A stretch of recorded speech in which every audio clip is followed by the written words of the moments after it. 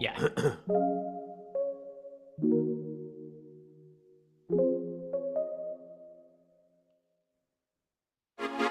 It's in the run sheet if you will.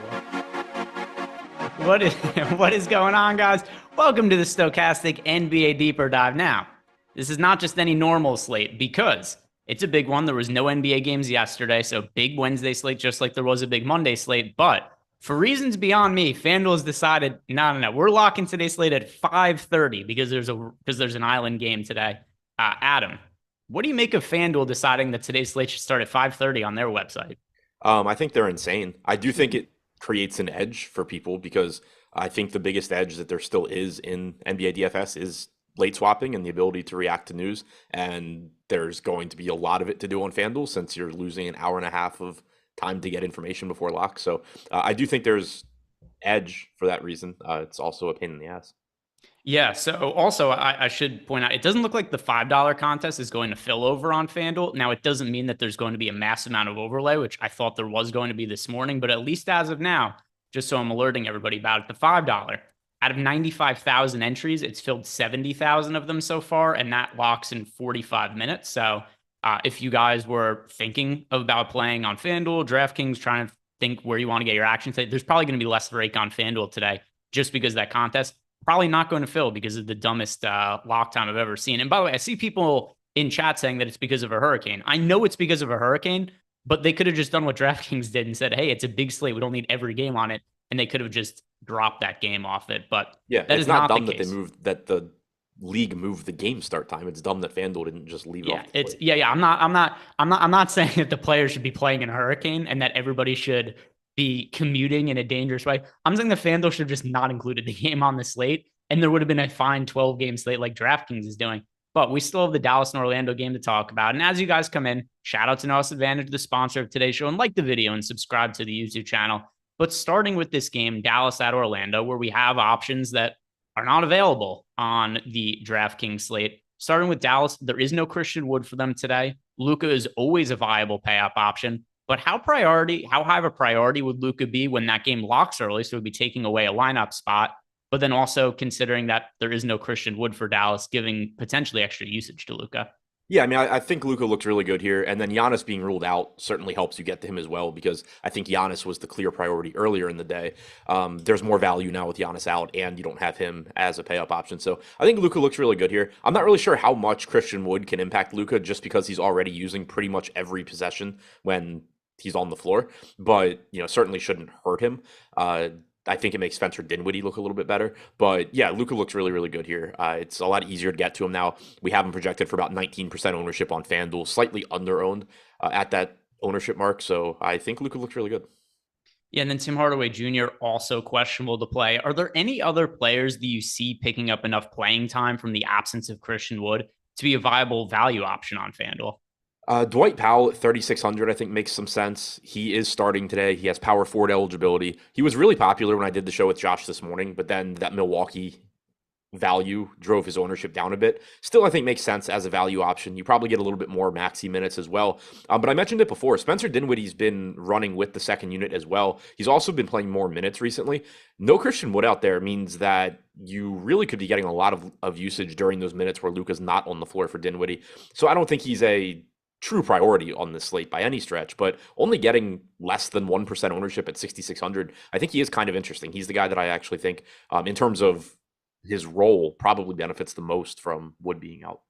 Yeah, that makes sense. I would say probably Dinwiddie and Dwight Powell, like you mentioned before. So Powell, who's going to be starting at center again today. And Powell really struggled in the playoffs when he was a starter for the Mavericks, but the minutes weren't really all that significant for him. His last start, he played 26 minutes. At his price point, that's not a bad option at all. And from the Magic side of the game, there is also injury news over there. The biggest one being Paulo Banchero. He's running away with Rookie of the Year. He has been a monster for fantasy purposes, taking on a massive usage role, but he is out today. That comes in addition to all the other injuries that we've seen from Orlando, particularly in the backcourt. We've got guys like Cole Anthony, Markelle Fultz not playing right now. In the absence of Banchero, who picks up the most usage because he's been a usage monster as of late. Yeah, he's done everything at a high rate this year. And so we don't have a really big sample of minutes from their main guys without him. But in 87 minutes, 181 possessions without Banchero on the floor, Carter has a 27.8% usage rate. Franz Wagner has a 29.5% usage rate and a 27.8% assist percentage. Jalen Suggs has only played 20 minutes, but he has a 29.5% usage rate. That's pretty much what I expect to see is those three guys just taking on a higher usage role. I think there's more minutes available now for the combination of Terrence Ross and Chuma Okeke if you want to gamble on either one of those guys. But I expect that you see those three guys really step up in terms of usage.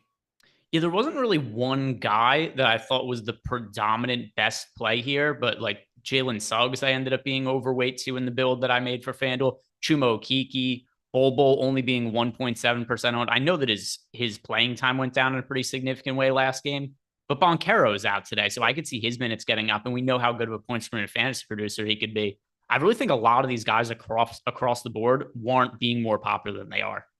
Yeah, the only negatives, Dallas plays at a really slow pace, but that's obviously factored into projections as well. And these guys project reasonably good for their salaries. Nobody here getting ownership outside of a $4,100 Chuma Okeke. I think that makes sense, but it sucks on FanDuel. Bol is a center, but I agree with you that the minutes should be there for him tonight.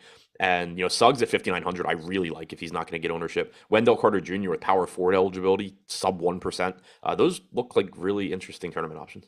Yeah, that's how I see it kind of across the board. And by the way, nobody on the team popular outside of Okeke. Everybody else 1% owned there. So definitely options that I think make sense to be overweight to. Now let's move on to the next game, which is now games that include on both FanDuel and DraftKings. The Portland Trailblazers in a positive matchup against the Charlotte Hornets and missing potentially some guys here because We do have Damian Lillard and Anthony Simons back in the picture, but Portland still. Nurkic is now questionable. In addition to Jeremy Grant being questionable, we've typically talked about backcourt value when it comes to the Trailblazers this year, Adam. What happens in the front court if neither Nurkic nor Grant play? So I think you would get, if Nurkic is out, I think you probably get Eubanks playing more minutes. We know he's a solid point per minute guy. It probably opens up more minutes for Nas Little, for Justice Winslow. If Grant's out, I think that also opens up more minutes for Little and Winslow. But one thing that I do think is important to mention is if Grant is out and Nurkic is in, I actually think it's a little bit of a benefit for Yusuf Nurkic, because we've seen when the Blazers are healthy that they're frequently going with the closing lineup that has Justice Winslow in place of Yusuf Nurkic. If Grant's out, I expect Winslow to be taking Grant's spot and Nurkic to probably remain in the in the closing lineup. You know, they certainly could go with like Nas Little and Winslow instead, but I think it really increases the chances that Nurkic is in the closing lineup and therefore playing a few more minutes. Yeah, this is a team with the Portland Trailblazers. I don't know how many games we've seen them all healthy for this year. It hasn't been very many, but there's been a lot of different instances where there's been value opened up. If we were to get a situation where Nurkic and Grant both play, would anything stand out to you then in the front court in terms of being a priority? I don't really think so. I just sort of mentioned it when talking about the injuries, but if everybody's in, I am concerned about Nurkic's minutes in the sense that it's hard to project him for more than 28 or 29. Certainly still playable, still can get there, but there's always a lot of good center options. And today, in particular, there's some really underpriced centers. So I don't think anything really stands out there. And then with the guards, you can always take shots on Damian Lillard, like the type of upside that he has, and he's relatively inexpensive, but there's a lot of really good guard options too. I don't really see much from Portland if we assume everybody's in. And then other side of the game for the Charlotte Hornets, we've seen LaMelo Ball be out for the entirety of the season. Gordon Hayward now out as well. But the situation still kind of changes for the team because Terry Rozier only recently came back from injury. He doesn't have any kind of restrictions. We've seen him now potentially be able to play big minutes with Dennis Smith Jr. It looks like that is the intention for the Charlotte Hornets. So this is not the backcourt we thought we were going to be seeing from Charlotte coming into the year, Terry Rozier and the Dennis Smith Jr. duo. Do either of them really stand out from a DFS perspective if both of them are going to be playing extended minutes without LaMelo Ball? Yeah, I think Rozier looks really good. I think the ownership he's getting on DraftKings might be a little bit high just because it is a 12-game slate. There are a ton of guards and players in general in this price range, but Terry Rozier's averaged about 1.2 DraftKings points per minute this year. He's pulling 22% ownership. If the slate started right now, I would have 19%, so I'd be, in that range. He looks really good. The rest of this team, I think, lower level plays. Dennis Smith Jr., I'm getting to like 6% right now. He's projected for 3% ownership. Mason Plumlee's not getting any ownership. We know he's a decent point per dollar option, but again, the opportunity cost of the position is really high, so I don't think he's any true priority. So I pretty much see it the same way as the field here, where Terry Rozier is the guy that stands out, and then if you're just mixing in some Dennis Smith Jr. or some Plumlee or some Oubre, those guys are all certainly fine. They're capable of having big games, but what we've seen this year is that Terry Rozier is the guy that really stands out with a 30.2% usage rate and a 26.5% assist percentage at 126 minutes played. Here's the biggest issue I have with Rozier, and I have him projected right around 40 fantasy points, which is perfectly fine with what his salary is. But there are so many players that are on the injury report for this slate, and something that Eric and I talk about quite a bit when we're doing live before lock. I don't know that I want to play too much of Terry Rozier just from a standpoint of he projects decently. That's not the issue. But I don't love that he takes up a roster spot for what I assume is going to be better plays that open up later in the night. Yeah, I think that's a valid point. It's something that I have trouble from a 150 max perspective really doing anything with. But it is, I think, the way I view that is like if you are somebody playing one lineup or three max or where you're actually paying attention to each specific lineup you build, I do think that's a very valid tiebreaker. If you're kind of on the fence of, do I want Rozier or do I want someone else? We talk about ownership being a good tiebreaker, but also taking the guy in the later game so that you have more flexibility is also a very valid tiebreaker in those spots. Yeah, what I've been doing in those situations, just for me personally, if I was running lineups and I was getting to a bunch of Terry Rozier and it was a slate where I was playing 150 lineups, I would give him a thumbs down in Fantasy Cruncher just so maybe instead of 20%, I'm gonna get like 10%. And I don't, it's not a perfect science, but I do feel like that's helped me with flexibility and helped me be a little bit more profitable as terms of swaps go this year. There is no perfect answer, but if anybody's listening and wants to know how I handle the scenario, that's how I do it. Because these kind of slates, I do want to give myself as much flexibility as possible. Yeah, I think that's perfectly reasonable. By the way, if you guys want access to all the tools we have over at Stokastic.com, there's multiple ways to get involved. We've got our 3-day free trial, but we've also got an offer right now. with our partnership with BetMGM, where if you guys do not have a BetMGM account, you could sign up using our link below and get 2 free months of a Stokastic Plus Platinum package to get access to our player projections, ownership projections, our new lineup building tool. But in addition, when you sign up at BetMGM, you get up to $1,000 risk-free on your first bet. So let's say that for today, there's a spot you really like. Doesn't even matter which one it is on the board. You sign up, maybe really like the Atlanta Hawks, for instance. You could bet up to $1,000. And if they lose, it gets refunded with a free bet. So you get a risk-free bet of up to $1,000 and 2 free months of Stokastic Plus Platinum membership. It's a really good partner deal. Just when you sign up, make sure to click on the link below so you get credited for everything. Moving on to the next game here, it is the Denver Nuggets against the Indiana Pacers. And with the assumption here, Adam, that we could get some additional value that opens up later on the day, how high of a priority do you think Jokic is going to end up being today?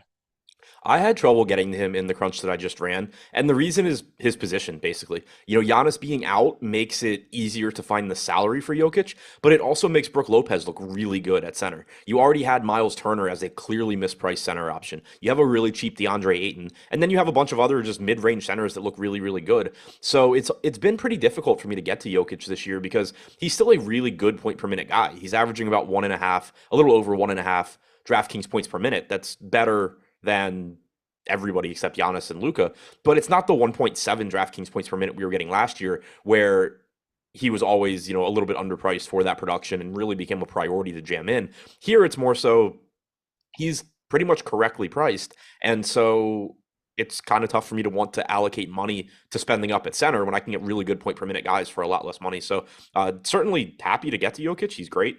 The ceiling obviously is there, but I'm just getting to a lot more of the mid-range centers today.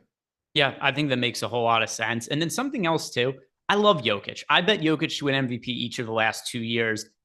But here's what's different about this year.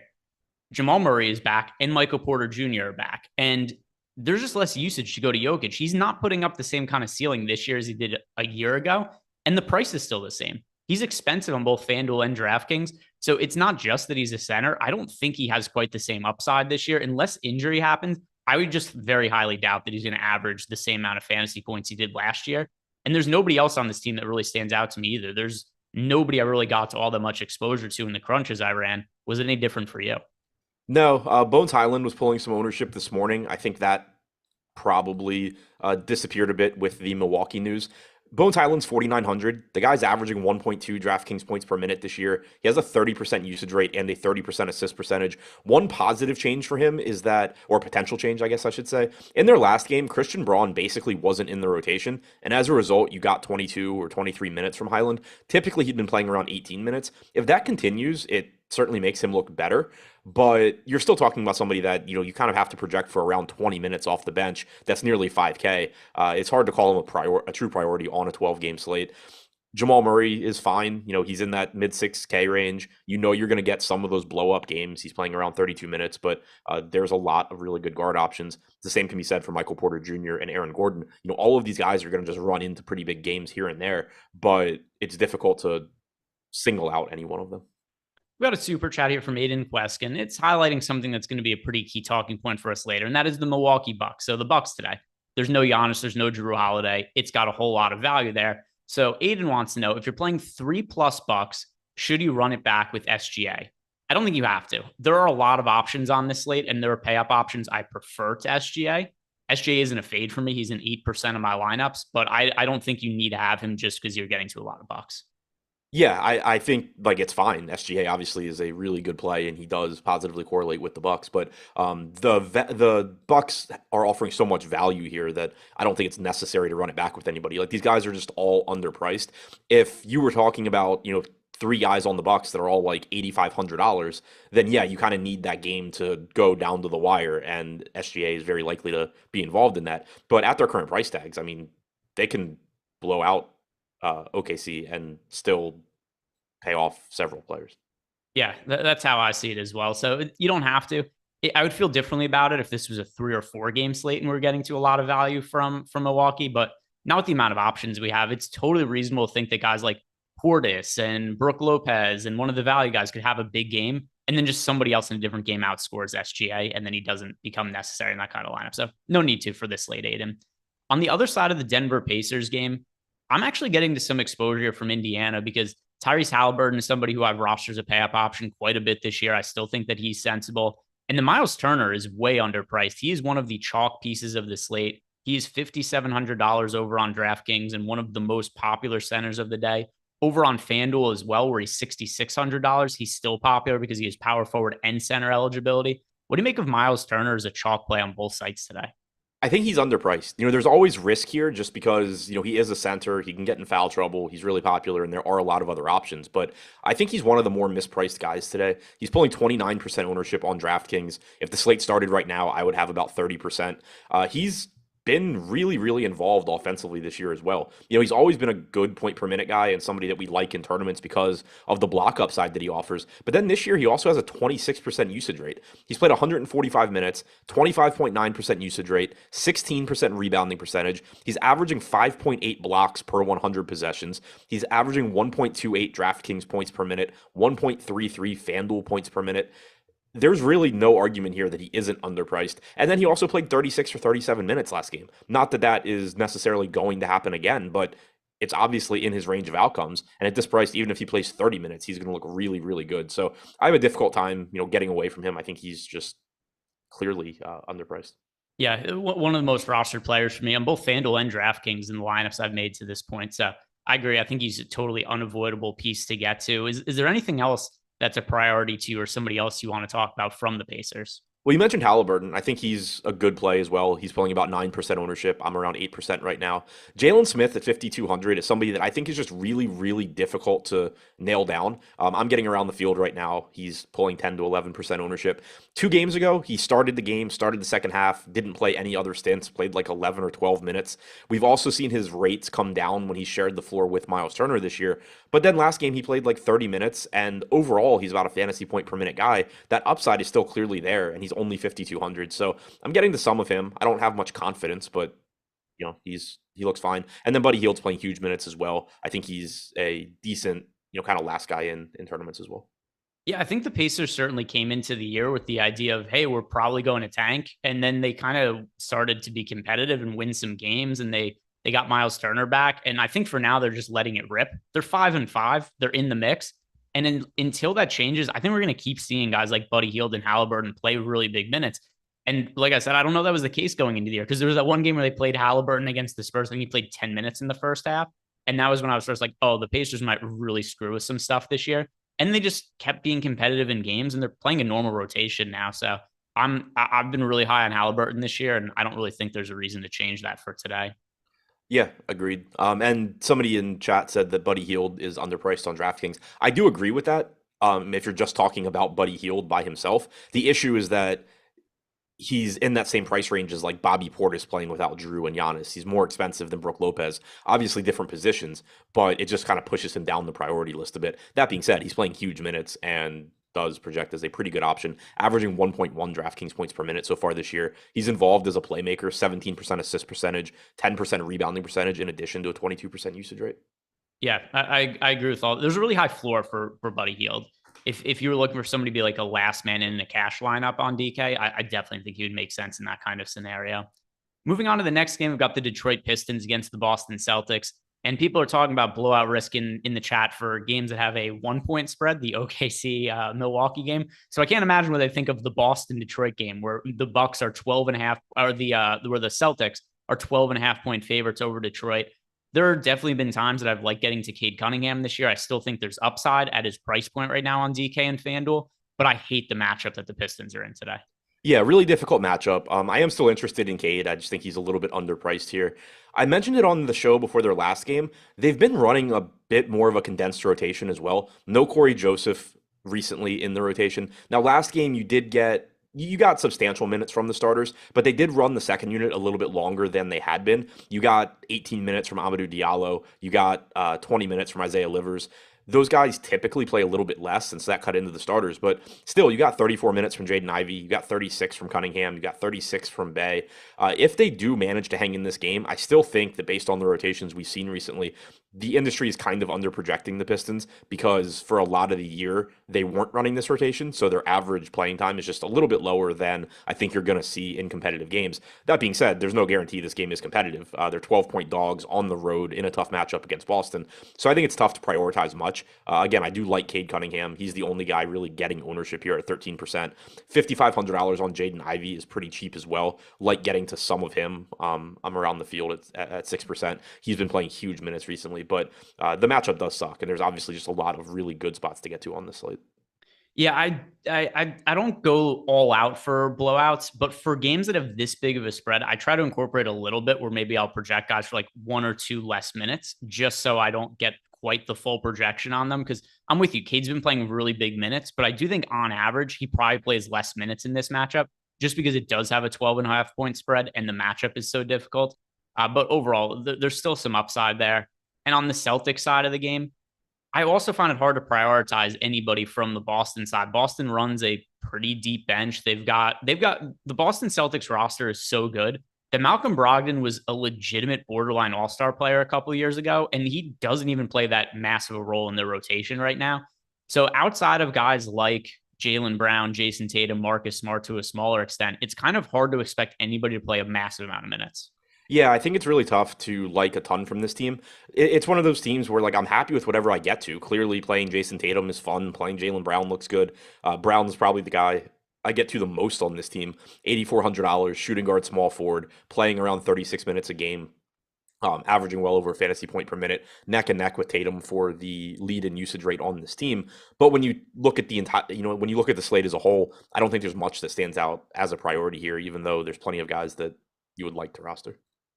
Yeah, I got to like 5% of Jason Tatum in the build I ran. I got to 6% of Jaylen Brown. So no real priorities, guys that if I got to, I'm not taking them out of my player pool, but nothing that really stands out. And I think the same goes for this next spot, the New York Knicks against the Brooklyn Nets. So we've got a New York matchup here. I don't know what to make of the Knicks front court because Mitchell Robinson is still out. Quentin Grimes is questionable. He's a backcourt player, but still worth noting that he's injured right now. I just thought this was going to be the Hartenstein show with Mitchell Robinson out, but he came off the bench last game, and I know he got into foul trouble, but even before getting into foul trouble, it's not like he was on pace to play a whole bunch of minutes. Jericho Sims ended up starting. Maybe that's the case again, but I'm not totally married that he's going to start. What do you expect from the Knicks front court?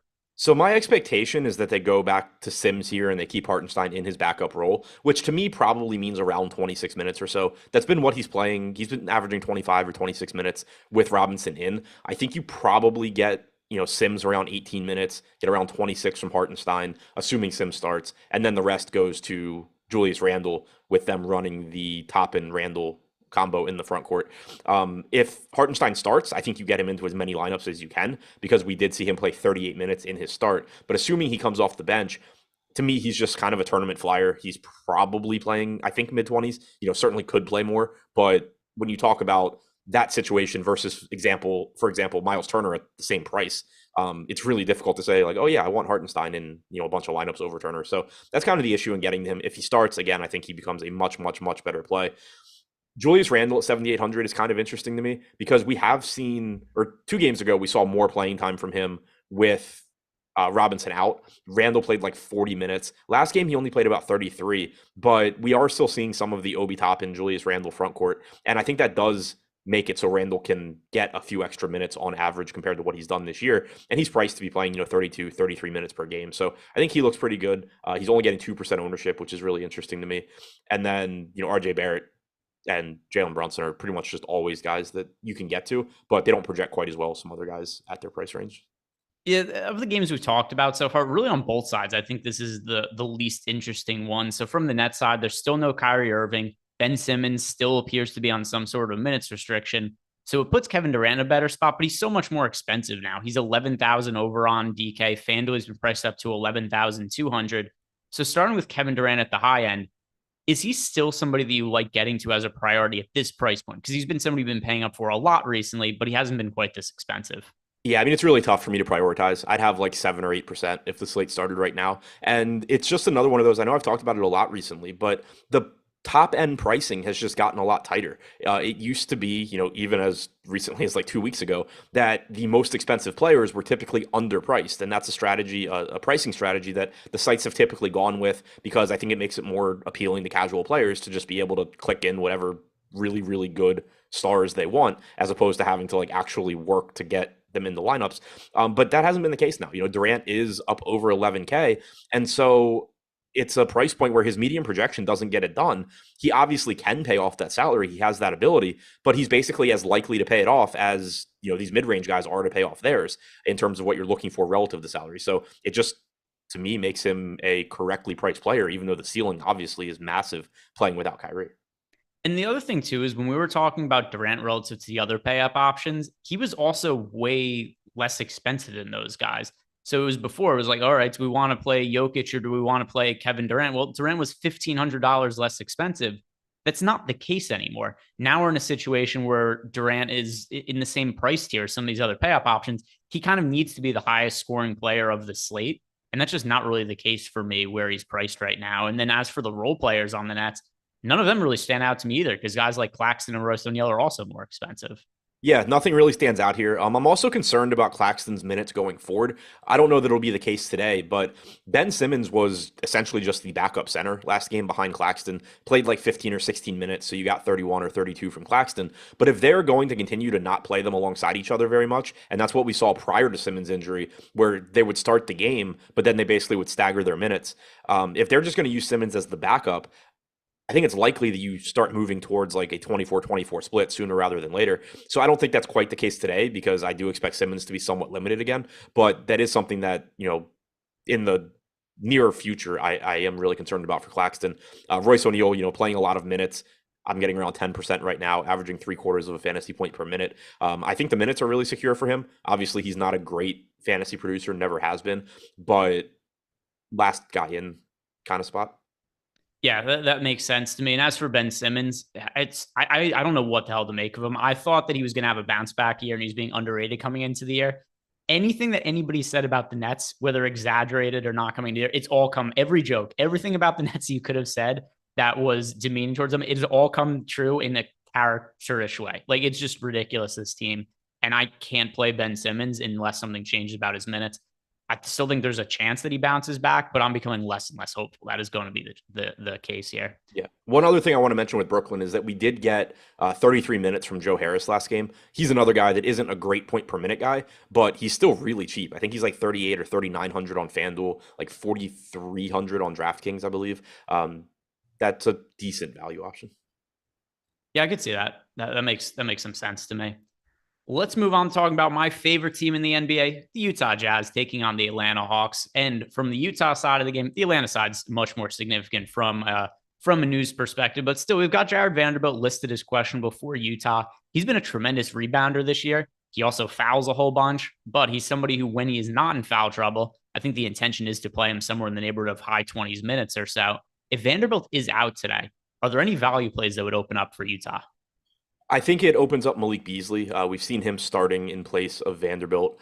He's not a great point per minute guy, but he is only $3,900. He would certainly be reasonable. I think it helps to solidify Kelly Olynyk's minutes, but on DraftKings, Olynyk is center only. He is only $5,400, but he's kind of sucked from a fantasy standpoint this year, which has been really surprising. And then still probably playing like 28-ish minutes. So I don't think he'd be a true priority, but he would look a little bit better if Vanderbilt's out.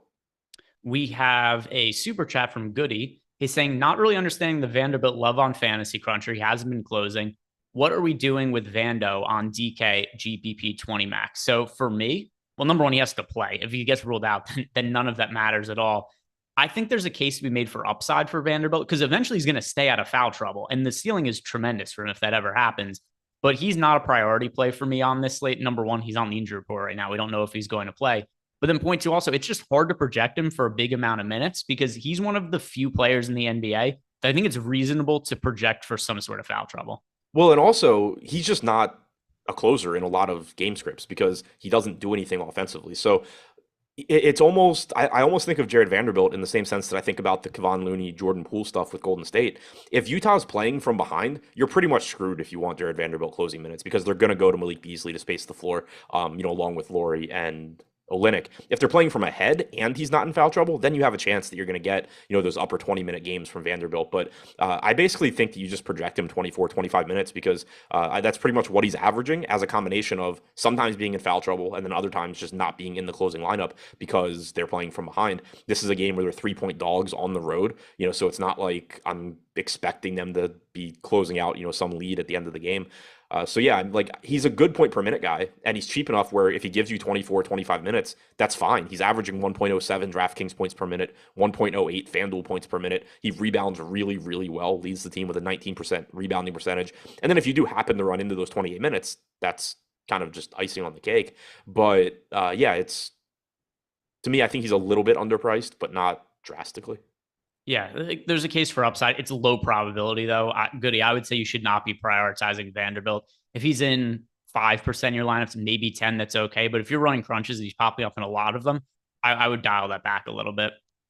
On the Atlanta side of the game, this is where really one of the biggest news items on the slate. Trae Young is questionable. He was not able to play in the last game. If he is ruled out, I think this is a really good opportunity for Atlanta. Earlier, Adam, you were talking about a late swap and how that's the one thing that's most underutilized in DFS, which is absolutely true for FanDuel purposes.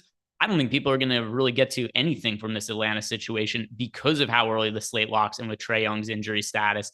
If he doesn't end up playing, what do we expect from DeJounte Murray, and which value guys would stand out the most? Yeah, so if he doesn't play, last game we got Aaron Holiday starting in his place. If you're talking value, like cheap value, I think you can look there and sort of just hope for the best. Obviously, he's not somebody that you're going to be confident in. He played about 25 minutes in that game. I think he would sort of be on par with like the guards from Milwaukee that we'll talk about, Carter and Hill, guys that they're just really cheap, but you're not confident in them. But it does open up production for pretty much everybody else.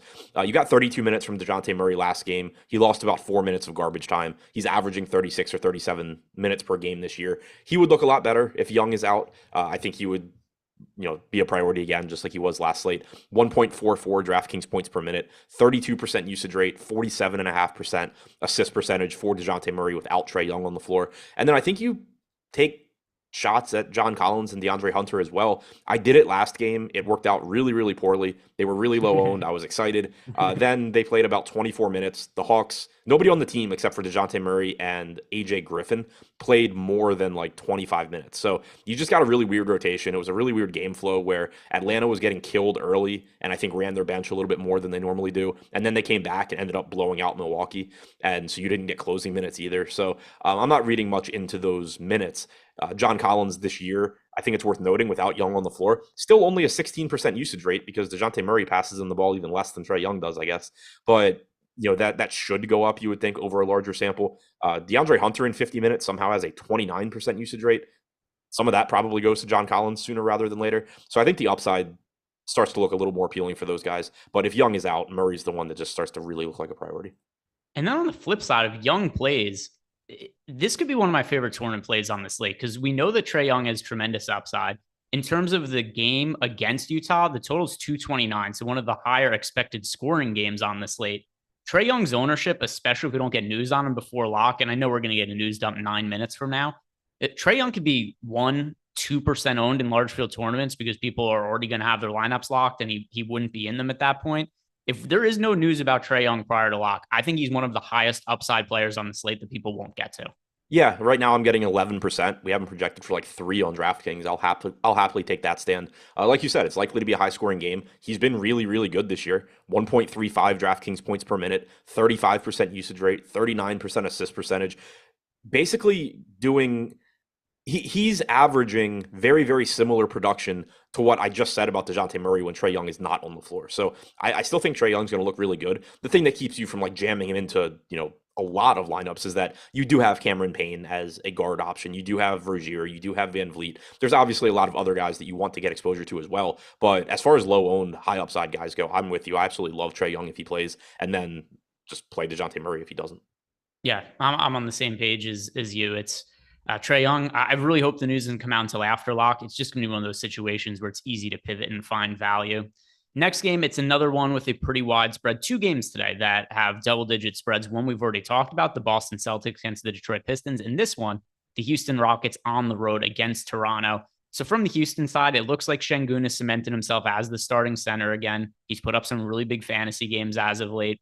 Price has come up a little bit. But what from Houston stands out to you, if anything, in this matchup? Not much of anything. Şengün, gives you a really high ceiling. He's averaging around 29 minutes per game as a starter. He's about a 1.3 DraftKings point per minute guy. But just a lot of centers. You have Bobby Portis, you have Brook Lopez, you have Miles Turner, all as pretty big priorities today. Then you have DeAndre Ayton, you have Jared Allen, you have Pirtle, you have Şengün. So it's tough to just, pick Şengün and say like, oh yeah, he's the guy I'm jamming in. But certainly happy with whatever I get to of him. Kevin Porter Jr. has been a solid guy to roster all year. But again, you just have so many guards in that price range that right now I'm not really getting to much of him at all. I wouldn't be upset if that changes, but I'm just getting to more Rozier, more Cunningham, more Van Vliet, more Young. So that makes it kind of tough. Jalen Green, very, very scoring dependent. He can light it up, and like you're just going to get those games like we were getting last time out where he had like 35 fantasy points at the half.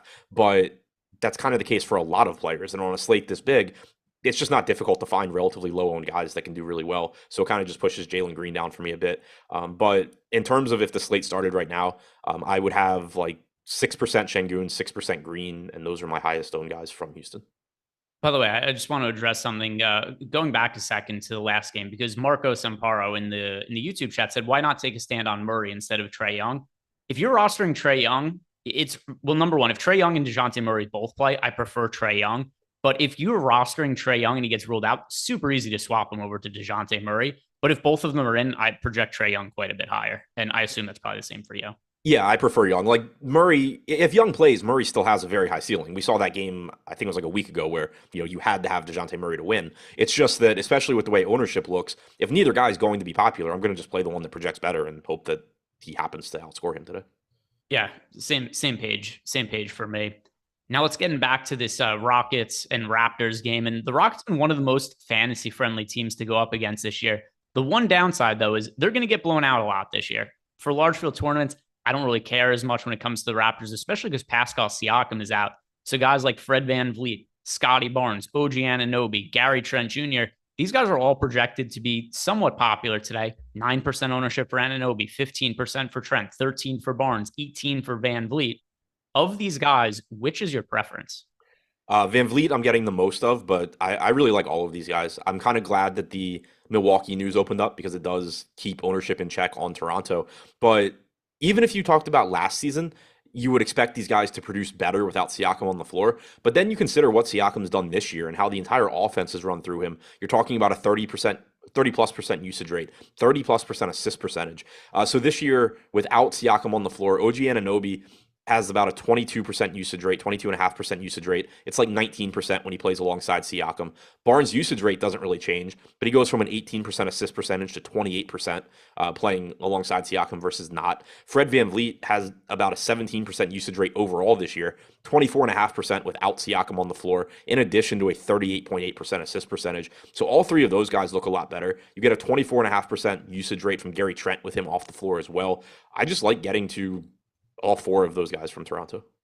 Yeah, I got exposure to all of them as well. The one I got to the most was Scotty Barnes in my run. He's just somebody I've projected a lot higher than other people for most of the season. I think, I don't know, probably every single slate since the start of the year.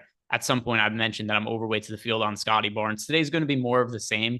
One thing that's different about him on DraftKings now, at least compared to some other slates, he was point guard and small forward eligible for a little bit, and now he's small forward, power forward. So the positions aren't quite as favorable, but still, he's somebody that's worth getting to when you consider a great matchup against the Houston Rockets, and then also no Pascal Siakam. So Scotty Barnes, the price has come up, still hasn't gone up enough for me. I project him for over 40 fantasy points. I like getting to him. So I'm not getting to Otto Porter right now, and I think it's just going to be difficult with how much value there is on the slate. But I wouldn't be surprised at all if he plays a little bit more than people are expecting. He seemingly is the guy that's ahead of Boucher and Achua right now based on the rotations last game. He also played a few minutes of garbage time, which when somebody like Otto Porter plays garbage time on a back-to-back, to me, that kind of just screams that they are looking to get him more minutes, by design. So I do think there's a non-zero chance that a very cheap Otto Porter plays more minutes than people are expecting today. That being said, I don't really know I can do a whole lot with that information given how much value there already is on this slate. Yeah, I think that's a really good shout out and a really good piece of information. Now, if I had to guess, Otto Porter missed the start of the year. He was dealing with a personal issue. He was away from the team. He was awesome last year as a role player for the Warriors. I thought he was the best signing of last year's offseason, really helped them win a championship. If I had to guess, I would think they did stuff like that last game, playing him in garbage time and tail end of back-to-back. They want to get his conditioning up, which I think, especially with the injury to Siakam, I wouldn't be surprised if we start to see 24, 25 minutes from Otto Porter. Now, to your point also, I don't know that it's going to be necessary or even important for this slate, but at the very least, it's something to pay attention to because he could become somebody who's important.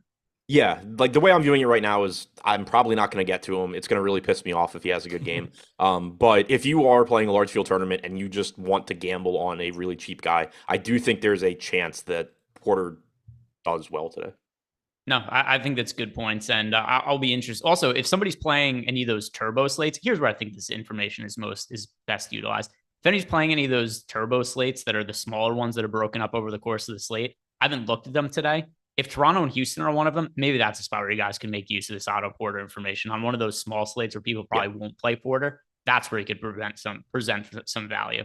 How about, do you think that makes some sense? Yeah, like that's where I think it would make sense to just sort of roll the dice on him and hope that he gets it. Because you've seen these Nick Nurse rotations, last year, and it's been the same thing this year. When one of the starters is out, you can very easily get a lot of minutes from any of Precious Achiuwa, Chris Boucher, Christian Coloco. I think that going forward, Otto Porter is probably that guy. It's just a matter of, is that tonight or not? Hank the Tank. Greg, why are you saying Van Fleet today? Because it's not his name. His name is Fred Van Fleet. Shout out to Jorge Giacomi, sent out a bunch of Stokastic YouTube memberships, gifted 10. So some people are about to be getting some memberships in here that are popping up. Appreciate you, Jorge. Love to see it. And once you guys are members in there, you're going to get different colored names in the YouTube chat. And then people know who's elite and who's not, kind of like the blue check marks over on Twitter and that whole situation right now. Shout out. Yeah. But by the way, did you see how many fake accounts popped up today? No, I mean, I saw like the LeBron James tweet and the Adam Schefter tweet. Yeah. So one thing, because people were freaking out about it, the Schefter account lost its check mark within like 3 minutes. Oh, really?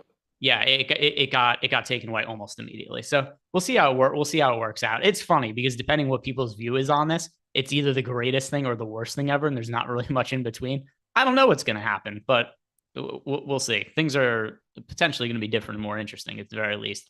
Shout out to No House Advantage, the sponsor of today's show. If you guys haven't signed up at NHA yet, a few reasons to do it. First of all, you sign up by clicking on the link below. You get up to a $50 bonus on your first deposit. And there's overlay, constant overlay on their contest that you're not going to find anywhere else in the DFS industry in case FanDuel keeps running contests that start an hour and a half before other games start.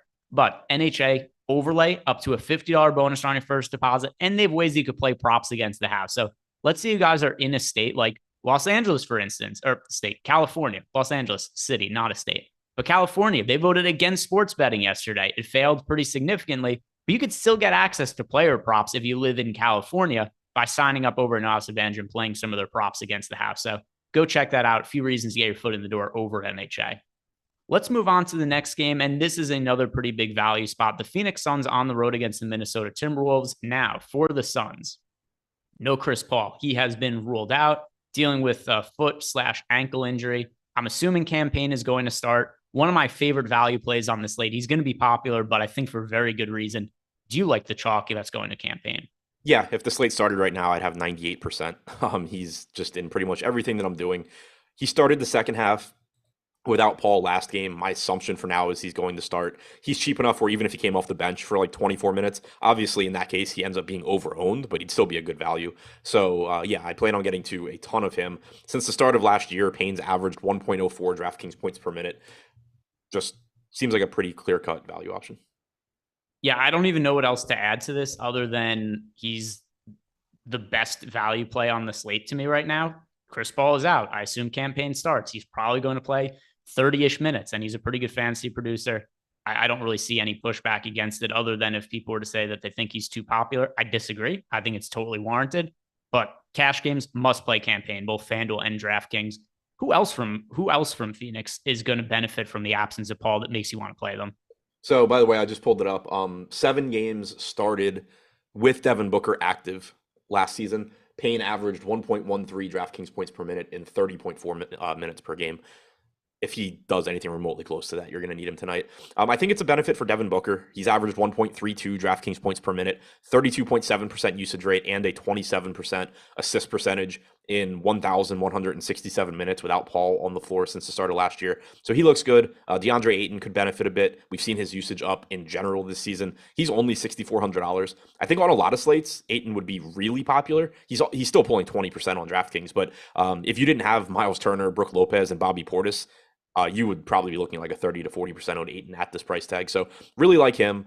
Really like Payne. I think Payne kind of just on a different level because of the value.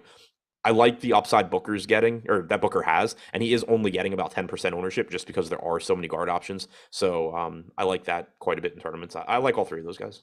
Yeah, and I wouldn't be surprised if the absence of Paul means that we get a couple more minutes from Devin Booker. Do you know how many, if you still have the numbers pulled up in front of you, how many minutes did Booker play in games without Paul last year compared to his regular average? I'd just be curious if he played a little bit more in those spots. I will know in a second. Yeah, because that's another avenue for upside to Devin Booker. In addition to a little more usage without Chris Paul, a bump in assist rate, that could also be something. So 11 games without Chris Paul for Booker, 1.4 DraftKings points per minute in 35.3 minutes per game. In games with Chris Paul, he averaged 1.23 DraftKings points per minute in 34.6 minutes per game. So average an extra half to full minute. Yeah, which it makes a difference from a projection standpoint. So Devin Booker certainly could get behind him from the upside. Now on the other side of the game, when it comes to Minnesota, this is one of the worst spots on the slate to target, in my opinion, because we have the inverse of what we're looking for in value. We just saw Rudy Gobert out due to the health and safety protocols. Rudy Gobert is back now. That's going to take away a lot of rebounding opportunities from Karl-Anthony Towns. This team is clearly not gelled particularly well. I think eventually they're going to figure it out. I'm not super concerned. By the way, I did bet the Minnesota Timberwolves today. I bet them plus 4.5 last night, assuming that Chris Paul wasn't going to play. But from the Minnesota side, there is nothing that I like from DFS. Yeah, I hope Minnesota figures it out sooner than later because I don't want to pay Big T $1,000.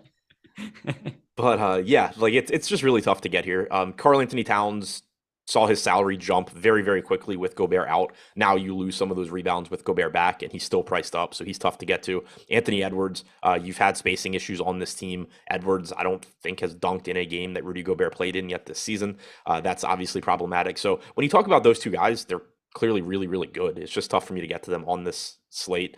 Same goes for Gobert and Russell. I don't really have anything from this team. Yeah, I got to.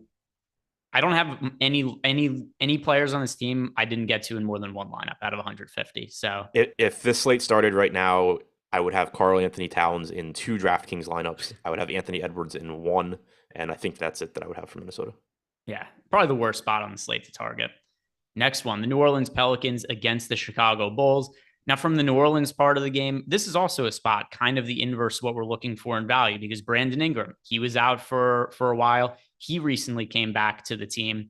But with that said, I do still think that there's some reason to look at upside for Zion Williamson. I know there's been a couple of slates that you and I have talked about wanting to play Zion at lower ownership. He's not popular today. His price remains low on both FanDuel and DraftKings. At a low to mid 8K price tag on Zion, I think the upside is really significant. I'm going to keep playing him at low ownership.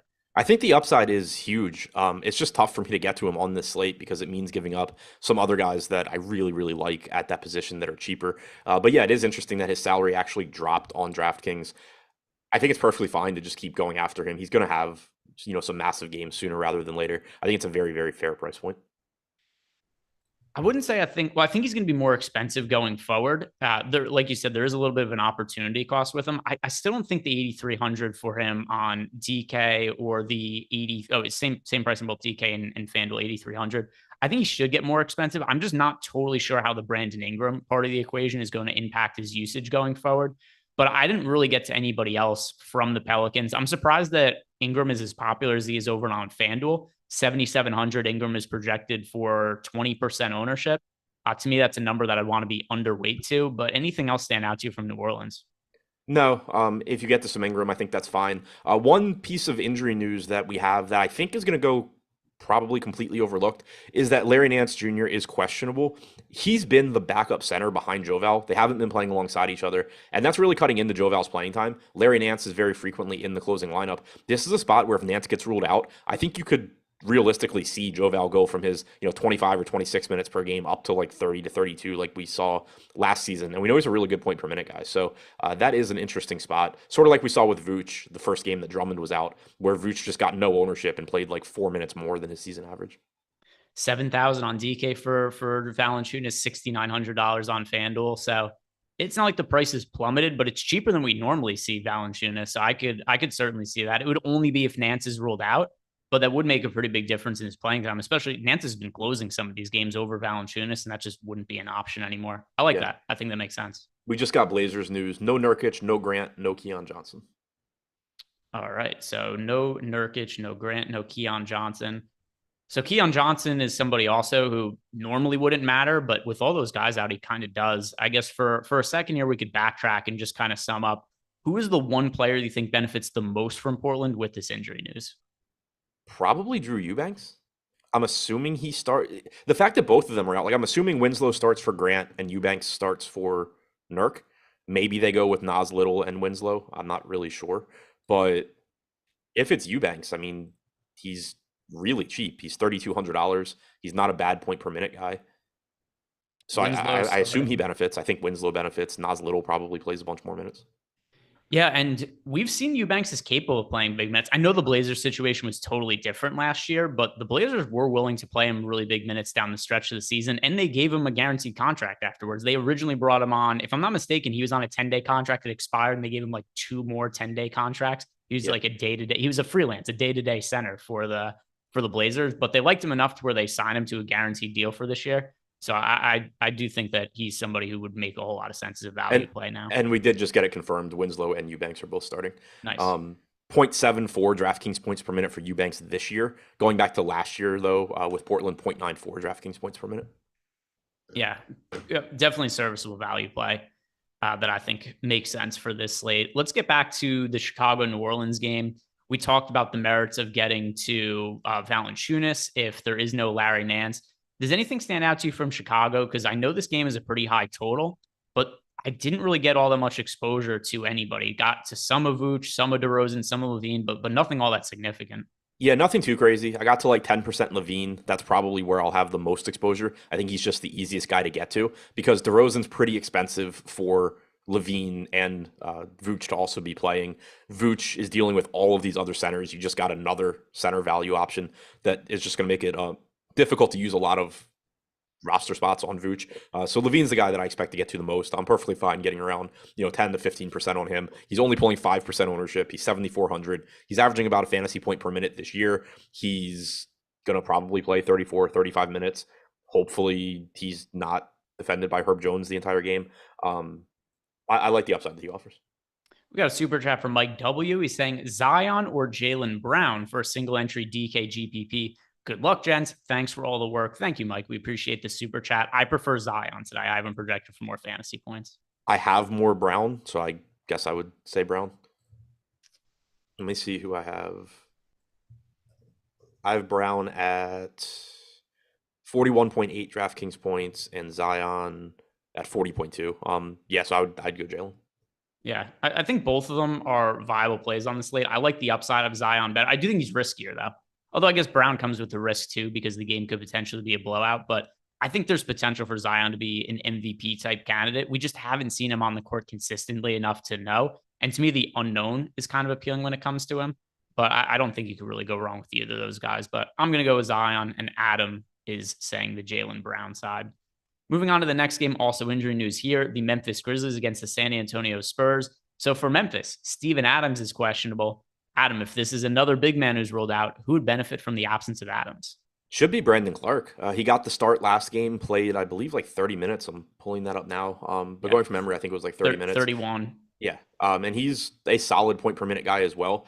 Don't know that he, plays 31 minutes again, but could easily just, play 26 to 28 and still be a solid value. He has power forward eligibility, which is really nice.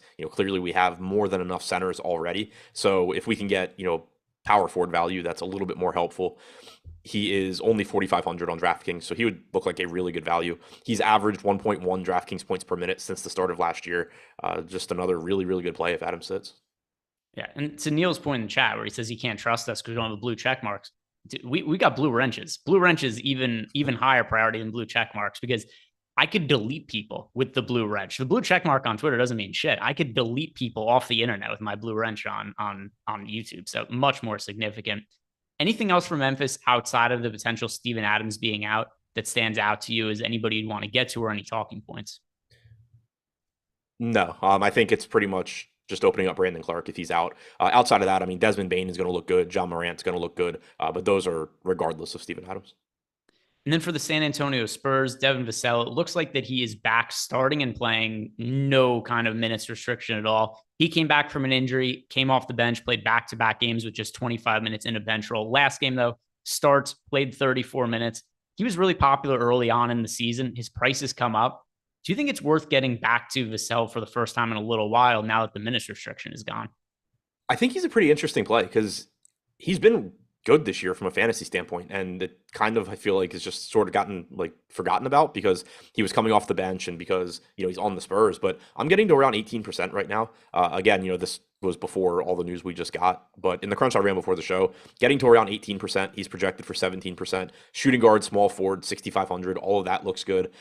He's like I said, been a good fantasy producer this year, averaging over a fantasy point per minute, 1.16 DraftKings points per minute, nearly a 26% usage rate, 21% assist percentage. I think Devin Vassell looks good.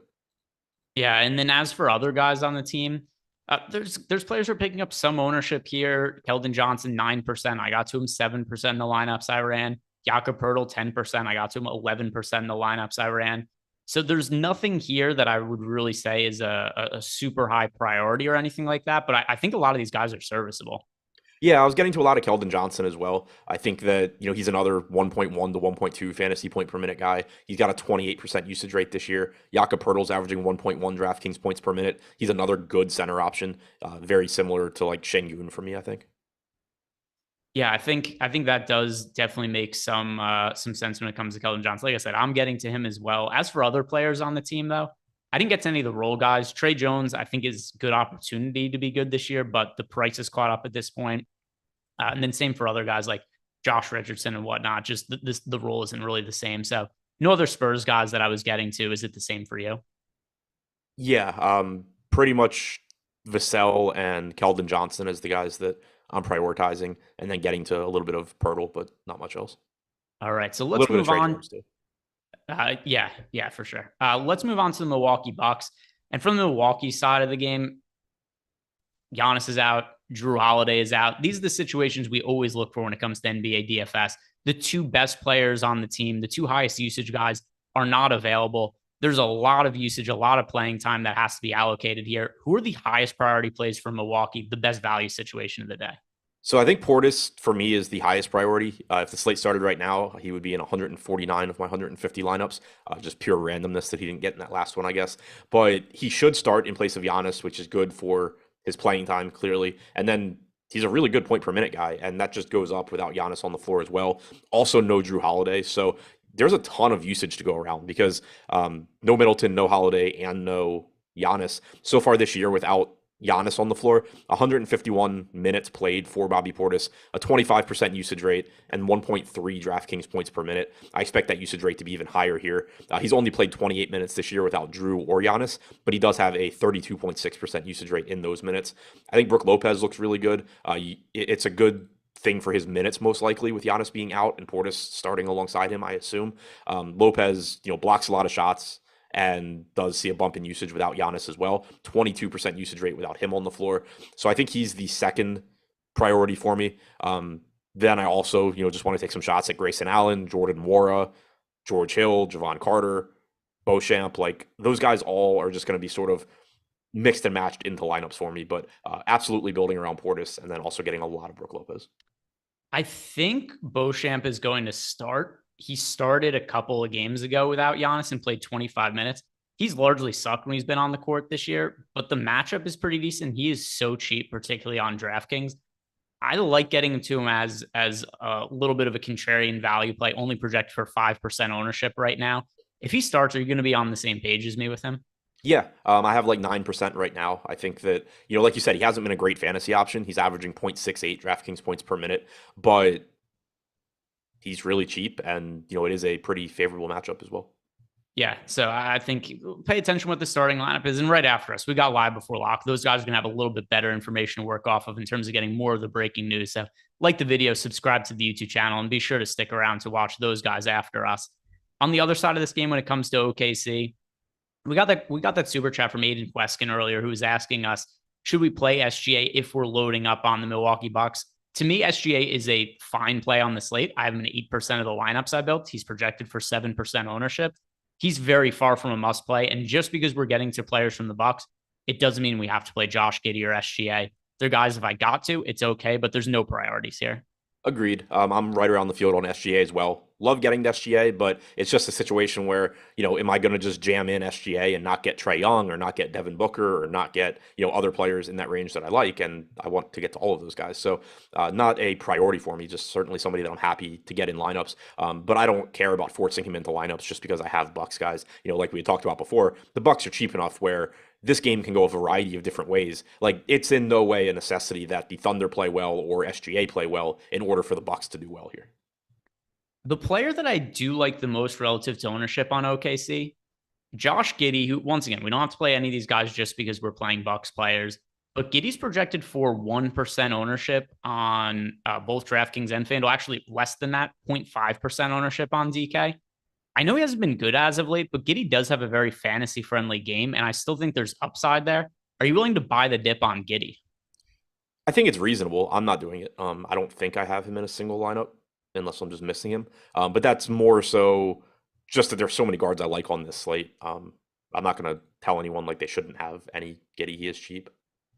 Yeah, so I'm not going to force him in, but I'm going to get him into some lineups, and I'm definitely going to be overweight to that 0.5% number. He's 6,400 on DK, $6,100 on FanDuel. He has multi-position eligibility. I think there's upside there. And once again, we don't have to play anybody from OKC just because we're playing guys from Milwaukee, but there is still a little bit of correlation there. And as far as really low owned plays go, I think he does make some sense, and I can make a case for upside there. It's a little concerning that SGA has taken on such a massive usage this year that it seems like it's cutting into Giddey. I don't know it keeps up all year. I'm willing to buy low on Josh Giddey. I don't think he gets much cheaper than the 6,400 on DK or the $6,100 on FanDuel. So that's my sub 1% owned flyer of the slate. Yeah, I think it's reasonable. Los Angeles Lakers against the Los Angeles Clippers. Both the LA teams have largely sucked so far this year. Massively been disappointing, both of them. From the Lakers side, Anthony Davis is on the injury report. No expectation that he misses the game, though. LeBron James, he is good to go after sitting out a game the other day. What do you make of the Lakers now that they have LeBron and AD both active? I don't think that there's much I'm going to be prioritizing here. We did get Lonnie Walker ruled out, but with all the other value we have, I don't really care all that much about that either. Troy Brown, 4K, fine, but I don't really see much here. LeBron's the only guy on this team getting any ownership on DraftKings at 5%. I wouldn't even have that if the slate started right now, I don't think. Yeah, it's just, I'm getting like 3% LeBron and then like nothing else from the Lakers. So with Davis being back and LeBron being back, it's just really difficult to want to get to anything. We have somebody in our Discord channel. I think this is important relative to the slate, but Hef Love wants to know how many minutes are we expecting from Eubanks now that he's starting at center? Mid-ish to high 20s, like 26 to 28. I think that's a reasonable expectation. That's my guess, yeah. Trendon Watford is active, so they do have him as another front court piece. But Grant and Nurkic both being out, I think, is pretty important here because it just makes it that much more difficult to play small lineups just because you need those guys playing the wing. So, yeah, I think mid to upper 20s is a pretty reasonable guess. We have Eubanks at 26 and a half minutes. I have no issue with that projection. They really don't have very many active big men that could play center minutes to go up against like a Mason Plumlee, unless they were just to go really small. Like you said, they've got Trendon Watford, they've got Eubanks. Other than that, they've got a guy, John Butler. I don't even know who that is. And that kind of does it for big men. So they have Jabari Walker, but I think he's more of a wing too. Yeah, so there just aren't that many centers to play. I think there's a relatively decent floor on the playing time for Drew Eubanks. I would say at a minimum, he should be projected for 26 with potential to get higher than that. Let's get back to these Lakers guys now. And Russell Westbrook has come off the bench. He's played much better for the Lakers in a bench role. So I think there could be people that want to play him for that purpose. But his price has gone up to a point. There's enough plays on the slate that I can't get to Russell Westbrook. I'm hardly getting to anything from the Lakers. Yeah, same. I mean, Westbrook has played well off the bench. I do still think he's playing, 30 plus minutes in most games. I expect him to be closing. But I'm not playing Russell Westbrook off the bench at basically the same price point as like Terry Rozier and Cade Cunningham and these guys. I just can't do it. On the other side of the game, when it comes to the Clippers, I do think there is some pieces that are interesting here for a couple of reasons. Number one, I think guys are underpriced, but then point two, and another thing that that Eric and I talk about quite a bit when we're doing live before lock is I think there are guys who are reasonable plays from the Clippers. And if I have them in lineup spots, it gives me a whole lot of flexibility when guys get ruled out later on in the day. So players like Zubats, who I think has upside, John Wall, who I think has upside in terms of how well he's played off the bench this year, and his minutes have gone up. The last couple of games, John Wall, 27 and 28 minutes. If we're going to see that kind of playing time for John Wall, I think there's real upside there. So there are guys that I like taking flyers on in tournaments because number one, I think they have upside, but then I also like the flexibility they're going to give me in case late swap situations occur. Yeah, I don't disagree with anything you said. That being said, I'm not getting to anybody from the Clippers really. Marcus Morris has been playing a ton of minutes lately. I do like seeing that. I talked about that a week or so ago that I didn't know if it was going to last as guys got healthier, but it has so far. Just playing a ton. But there's just so many other, forward options that are playing with guys missing from their respective teams that it's still very difficult to prioritize him. You make the point on John Wall playing a lot of minutes. I don't know how much, the thing that concerns me there about buying into it is he's still not playing alongside Reggie Jackson. Reggie Jackson played like 20 minutes in the last game that Wall played. Wall played 28. Now, Jackson sucks, so it's entirely possible that John Wall continues to steal minutes from him, but I would feel a lot better about giving those minutes to John Wall if they were playing alongside each other, similar to like what we're seeing with Colin Sexton in Utah. If you were getting John Wall just closing halves consistently alongside Reggie Jackson, I'd feel really good about John Wall playing more minutes. The fact that only one of those guys is going to be on the floor at any given time, I think still makes it tough for me to completely buy into those minutes. But if he does get them at 5K, you're probably going to be happy that you played him.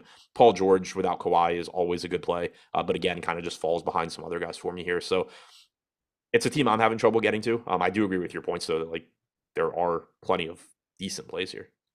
Yeah, and then also I think Paul George in general, at least for FanDuel purposes, he's a little bit easier to get to. He's a lot cheaper. He's only $9,400 on FanDuel as opposed to the 10-2 price tag on DK.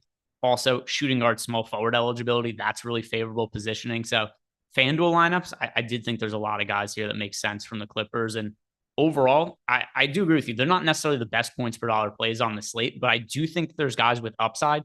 And I just like trying to give them a thumbs up in Fantasy Cruncher, get a little bit more of them, just in case we get unexpected news in the later games or something like Trae Young ends up getting ruled out. Trae Young, by the way, now game time decision, which doesn't really change anything. Still questionable, but I like the flexibility that I have offered by getting to some more guys from the Clippers. Final game on the slate, the Cleveland Cavaliers against the Sacramento Kings. But first, I should point out that not only is NBA going on right now, guys, but college basketball is back. And if you guys want to check out our college basketball product, you could get it right now for 1 week for just $1 if you use the promo code CBB is back, or you just click on the link below in the description box. But that's 90% off our college basketball package. Matt Kajeski, one of the sharpest guys in the industry as far as college sports go. College basketball, college football, he crushes all of it. So check it out. And it's only $1 for a week to check out our college basketball projections. Moving on to this final game, the Cleveland Cavaliers. I don't know why I said Portland. Cleveland Cavaliers against the Sacramento Kings. Now, from Cleveland, I find it really difficult to find too much upside in anybody with both Mitchell and Garland active. I think they're both going to be cutting into each other's usage and assist rate a little bit. And then also Mobley's really seen a downtick in usage so far this year. Is there anything you like getting to from Cleveland? Yeah, Darius Garland on DraftKings, I think, is one of the more mispriced players. He is in a ton of my lineups right now. He's pulling 30% ownership. I think it's deserved. This is just another kind of like Miles Turner-like spot where they just completely missed the price on Darius Garland. He played 37 minutes again in their last game, almost 38 minutes. He's a 1+ fantasy point per minute guy so far this year. He's played 132 minutes at 1.15 DraftKings points per minute, 28% usage rate, 42% assist percentage. He's really, really good. He's really, really cheap. He's in a nice spot. I just really want to get to a lot of Darius Garland in particular. Outside of that, you're getting some ownership coming into Jared Allen and Kevin Love as well. I think they're both reasonable. In the last game that they played, you still saw some of those lineups, particularly in the second half, where Jared Allen and Kevin Love were playing alongside each other. So I think that does bode well for his playing time. Chetty Osman only played 3 minutes in that game. Dean Wade only played 14. So seems like maybe they're going to get Love a little bit more involved than they had been. Jared Allen, obviously a good rebounder. Nice spot for him here. I'm right around the field at 10%. So those are the three guys I'm getting to the most, but Darius Garland far and away my top option from this team. Yeah. By the way, I just realized also I misspoke because I was looking at my FanDuel lineup. So on FanDuel, Garland is 8,000, and I was only getting him in 4% of lineups. DK though, he's in 35% of my lineups at $6,900 right now. So Garland on DK, way different looking than he is on FanDuel, where he's $1,100 less expensive. So I do agree with that. But for both DK and FanDuel, there's nobody else that I really love getting to. Kevin Love, I know you mentioned there's some upside there. He's also picking up ownership today. So nothing else really a priority. Garland, DraftKings specific is. For FanDuel, nothing here really stands out. And Garland, much different looking play when he's at 8K. Other side of the game when it comes to the Sacramento Kings, they have De'Aaron Fox back. It looks like he had potentially suffered a significant injury at one point, but was not the case. We just got to Russell, Davion Mitchell at chalk and him to kill a lot of lineups on that one slate. Other than that, De'Aaron Fox has played really well this year. His usage has been really high, but I don't know this is a spot to get to. And Cleveland's been one of the best defenses in the NBA. Yeah, I have a difficult time getting anything from Sacramento. They're healthy. Nothing really stands out. It's not a particularly appealing matchup. Malik Monk was somebody I was interested in this morning, but we've just gotten so much value opening up since then that it's tough for me to really prioritize him. Sabonis obviously is really good, but does get in foul trouble frequently, which limits his playing time. Also is center only on DraftKings, so it's tough to build around him. Fox, you have all these other guard options. So I expect that I probably get to more Monk than anything else from this team, but I just don't think I get to a lot of this team. All right, we got a super chat here from David Lee, and that will close out the show for us. But guys, don't go anywhere. Live Before Lock is right after us. Like the video, subscribe to the YouTube channel. But David Lee, assuming all are starting, how do you rank these centers? Carter, Clark, and Eubanks. I'm assuming that's Javon Carter. Well, I'm confused. Good. Okay, yeah. So Javon Carter. I was assuming he was saying all centers, but yeah. So I assume he means Javon Carter and not Wendell Carter Jr., whose game already starts. That does make sense. All right. So if Clark is probably going to be one for me. He's also going to be way less popular than Eubanks. Carter's clearly third. Yeah, for me, it's Clark, Eubanks, Carter. Clark and Eubanks are close considering how cheap Eubanks is, but Clark has power forward eligibility, which just makes it easier to get to him. And then, yeah, Carter third. Yeah, and then the other thing too, Clark is definitely going to be lower owned than Eubanks just because of the nature of the news and his game not having started until later. So Clark is going to be the least popular of the three, which is also something that's appealing to me. So Clark 1, Eubanks 2, Carter 3. We're on the same page there. Guys, thank you very much for watching, but don't go anywhere because we got Eric and Josh breaking down the slate next on Live Before Lock. Yo, it's a new week, which means only one thing. Well, it means a lot of things, but it means this.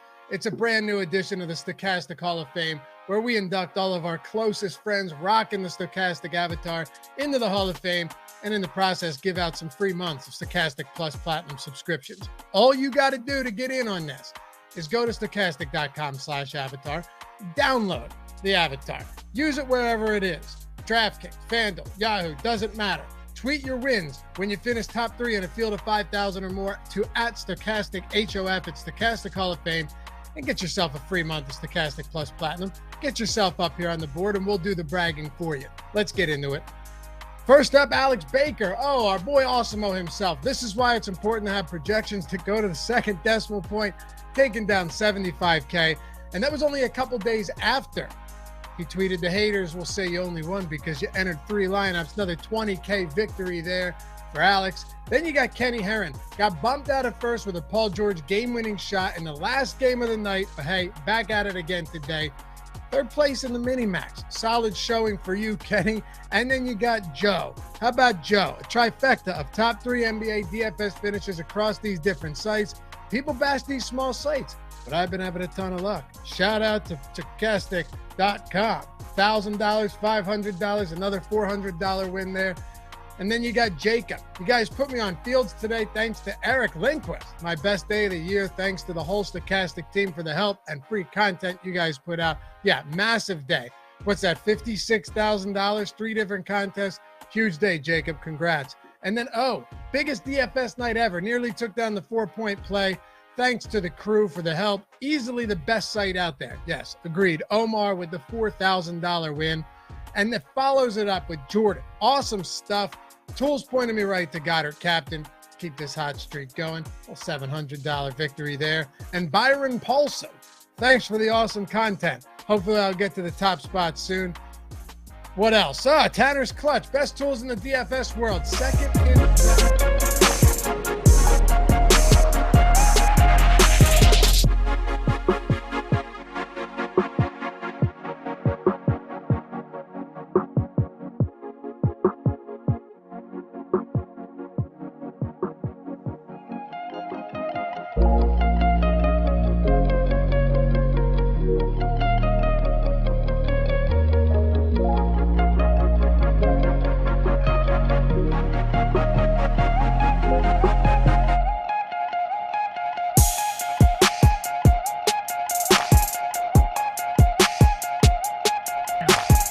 It's not just new crunches now. It's all late swap bullshit for me.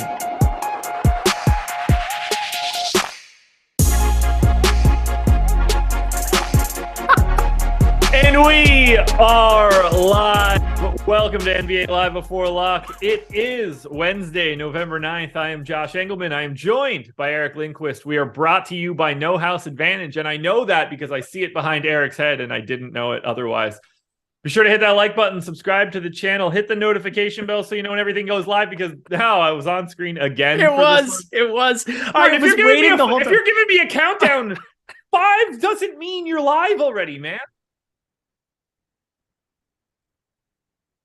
Oh my God, bro. Oh my God. It's crazy. Anyway, 2,600 people in here, 285 likes. Do they try to get worse each week? Is that what's happening? Pretty bad. At this point in time, I think that they're not trying. I think they're trying to overthrow the company, just the two of them. They have to. Unbelievable. No effort. Unbelievable. And we got a producer on the back end just making up his job as he goes along, just putting me live when I don't know that I'm live. It's just horrid. I mean, we should fire Jordan right now. That's my recommendation. Tom, I hope you're listening. But hit that like button. If we're not going to be able to fire Jordan, the least we could do is get to 500 likes pretty quickly. I agree. This slate, man. FanDuel locks early. Yep. I bitched a lot this morning about it. Chat has bitched about it ad nauseum. Could not be happier that it locked at 5:30. Reduced rake down to 3%. I'll take that all day. Yeah. People didn't know. If people don't know and they're used to a routine and they sign up for lineups right around now, because normally the big tournament would still have something open on FanDuel. Sounds great, but I didn't deal with it simply because I didn't want to play two sites. I just kind of did the DraftKings thing, and I knew you'd be doing the FanDuel thing today, so it made sense. But yeah, there were some popular plays in that game, that's for sure. So Luka ended up quite a bit more owned than we were expecting. Got to 33%. He has started off as if that's totally okay to have. I had 23%. So I was feeling pretty good. I was right around the field. Now I feel a little light. So I want him to just at least pump the brakes a little bit, go for 60-ish and then get the hell out of there is my hope. But I don't have much else in the game other than Chuma Okeke. And he didn't start with 3 stocks like Luka. I mean, I get it. Luka 11-8. There's really no other spend up over there other than Durant, Jokic. I get why he's there, but yeah, as you said, 33% is a hefty number. Optimal percentage around 20.5. I think if I had been playing over there, I probably would have been mid-20s. Looking at it, it makes sense. So nothing that you can really do about it.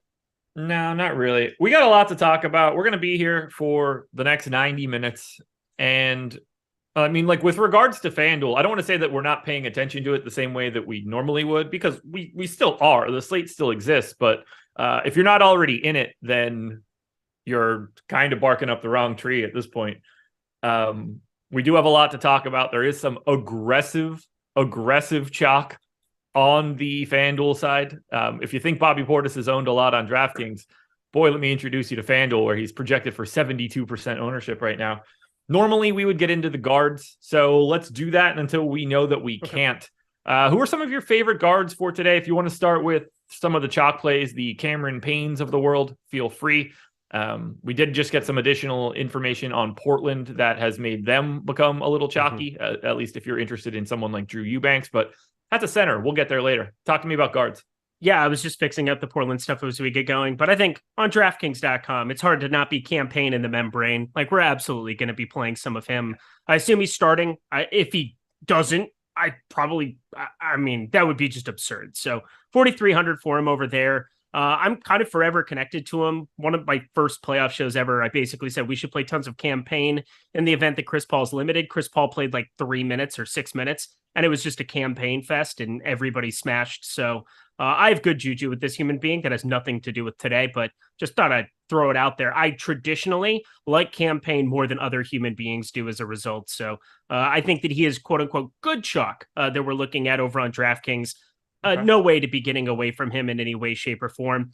The rest of the position gets pretty interesting for me because Darius Garland is in that late night hammer. If you have 6,900, you can maneuver him around. I think Javon Carter and George Hill, I'm going to get to a little bit by default. Everybody in Milwaukee you're going to get to by a little bit of default. What starts to get fascinating to me is how undercutting I am on the likes of Devin Vassell. I love my boy Fred VanVleet, but at 8,100, that tag is going up, even though the usage has also started to go up, absent Pascal Siakam. But I would rather go to other plays that are kind of in that mid tier for a lot less ownership, that 8K range, 7K range for sure. Even Terry Rozier there for 300 less in that early session. I think he makes some sense. I'll probably get to a little bit more on a slate like this where against Portland, this is just going to be awesome not having any functional bigs down there.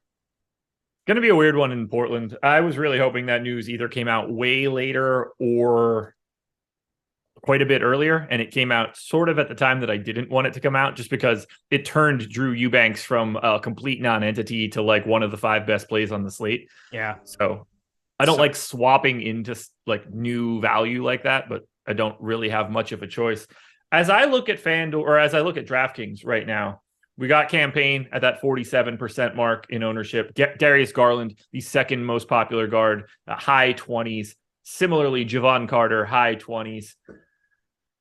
Oh boy, man, those 3 things are like very different guys. Garland, just slightly underpriced for what he should be. Campaign, underpriced because of the role. Javon Carter, priced exactly where he should be, but just going to fall into a couple extra minutes. Really is a tale of 3 different guys, because one of those guys you should expect to fail tonight. And that's where it starts to get really scary, because at first thought, you look at it and you're like, oh, it's Javon Carter. It's like, well, fail at 3,900 is a very different story than, like Darius Garland could just not be Garland. It could be somebody else on the Cavs day, LeVert, Mitchell, whatever you want to go to.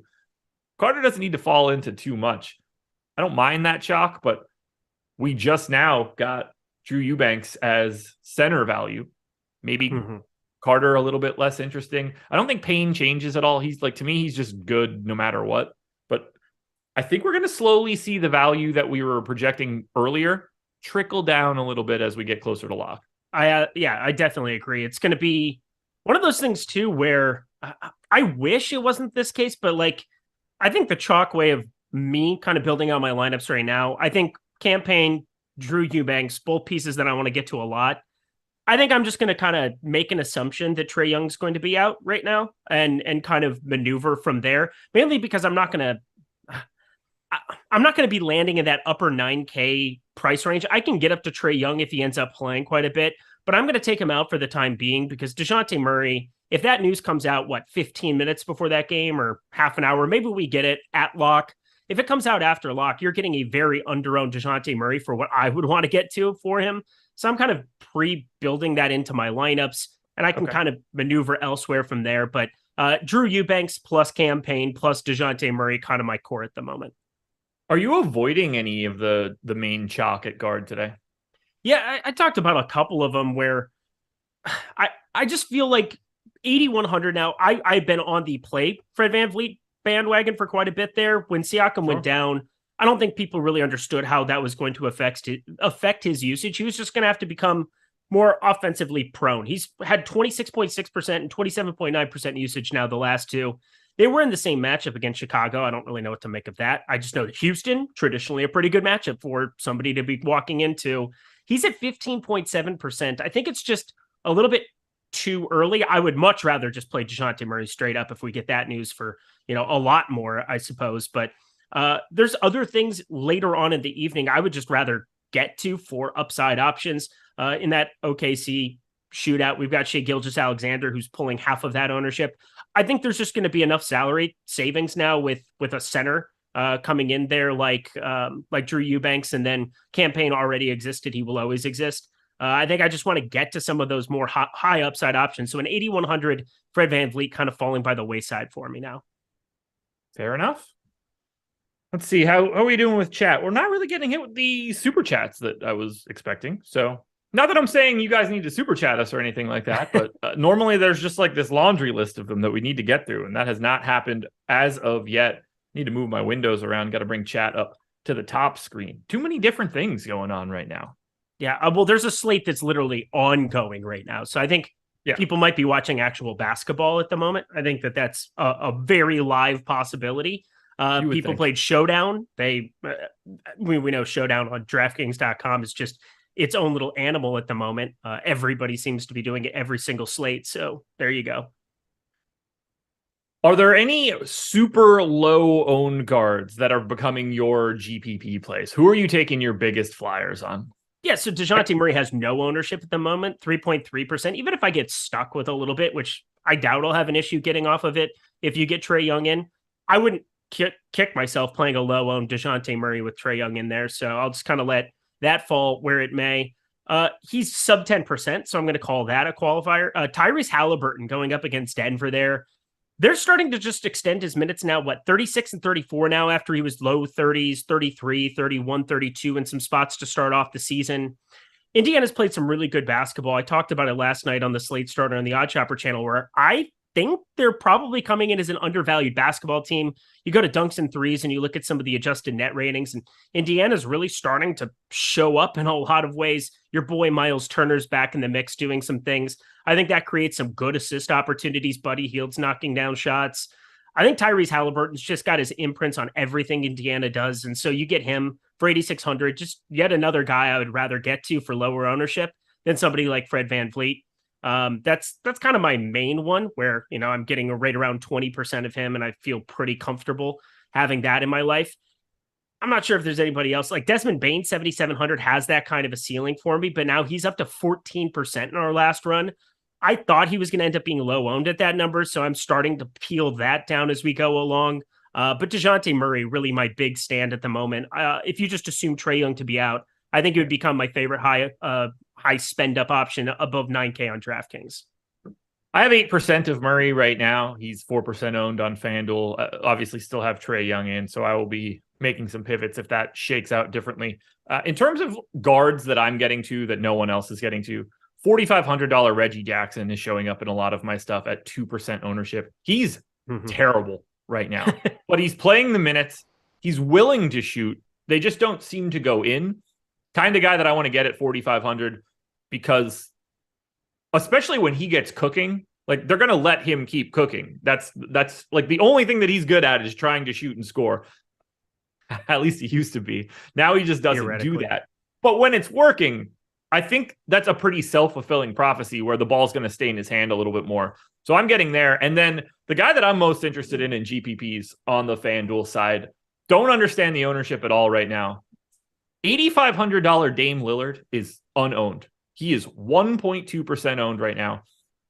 I am always going to take a shot at Damian Lillard in GPPs in that case. Like I got 13%. It's not like I have this gigantic stand, but to think that Damian Lillard doesn't have the same ceiling that he used to now without Grant, now without Nurk, I'm anxious to see if his ownership moves at all because it's one of my favorite plays that I can get to today. I just don't understand how he could be so wildly underrepresented in a range where like Fred VanVleet is 16% owned today at the exact same price. Damian Lillard is 1.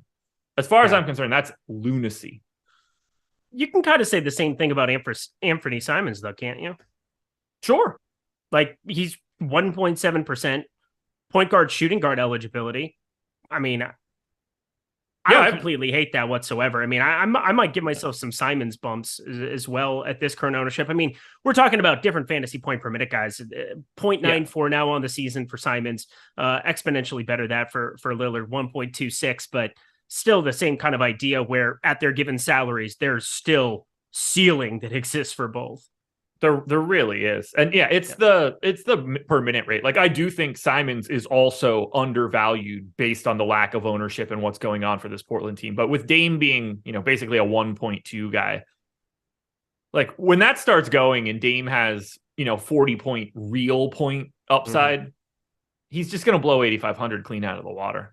Yep. And that's kind of the thing about Reggie Jackson. He's shooting bad until he isn't. Like Damian Lillard's coasting along. I mean, he's been shooting exponentially better than Reggie Jackson. I will say I find it surprising. Don't look. What do you think his usage is this season, Reggie Jackson?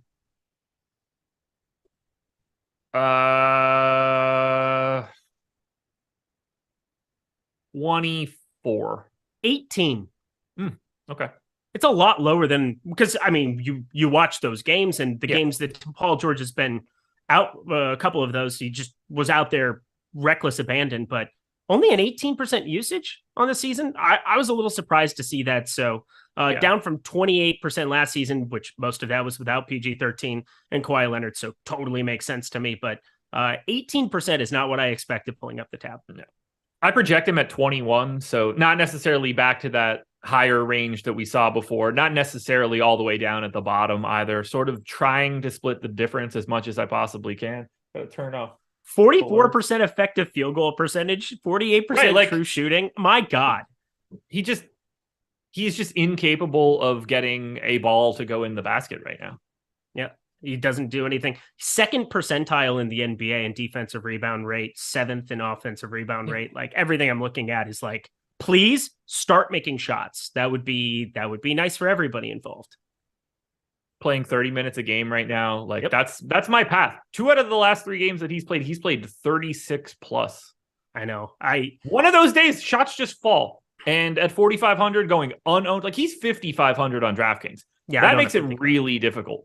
4,500 is sneaking into that area where, what does he need? 35 fantasy points? Yeah. Like a 1 fantasy point per minute performance in 35 minutes is a success. What's his ownership on FanDuel? Not 1.9. I like that answer. Not. Right. And remember, these are GPP flyers that we're talking about. Totally. I'm not saying like this is some cash lineup block. Like if we're working through guys that aren't pulling any ownership, it's the type of thing profile that I'm looking for. Yeah, on DraftKings, it's a 12 gamer. I think Donovan Mitchell can show up in some lineups, and he's sitting around 2%. You said it could be anybody. He's definitely been an offensive catalyst. We'll see how it looks alongside Garland long term as we get more of a sample size there. But I mean, early results have been good for this basketball team. Number 1 in adjusted net rating, like everything about them. Pretty surprised that they were hanging up 5. They minus 175 on the money line going the Cleveland direction. Everything seems to be coming up roses for him. So I like that. One other guard for DraftKings purposes, Cade Cunningham, 7,500. I mean, that's just, I know it's Boston. I don't care. It's 7,500 Cade Cunningham. I've been eschewing the virtues of Cade Cunningham quite a bit today. I wouldn't change a thing here. Andrew Kang hit us with the super chat. Said, sup guys, FanDuel single entry. I really like Markkanen versus the Hawks tonight. Nobody's really talking about him, which is sometimes a good thing. Do you like his matchup? No. I guess that I don't. I just think he's like appropriately priced at this point. They've had pretty good health. I don't really have him. He's 8K on FanDuel tonight. He's projected for 4.8% ownership. Like, I don't mind having any shares of Lauri Markkanen. I don't see him as any sort of priority today. Yeah, everybody nowadays, I mean, we're all using optimizers. We're all using our spreadsheets. We're all using Cruncher. We're all using projections and doing things.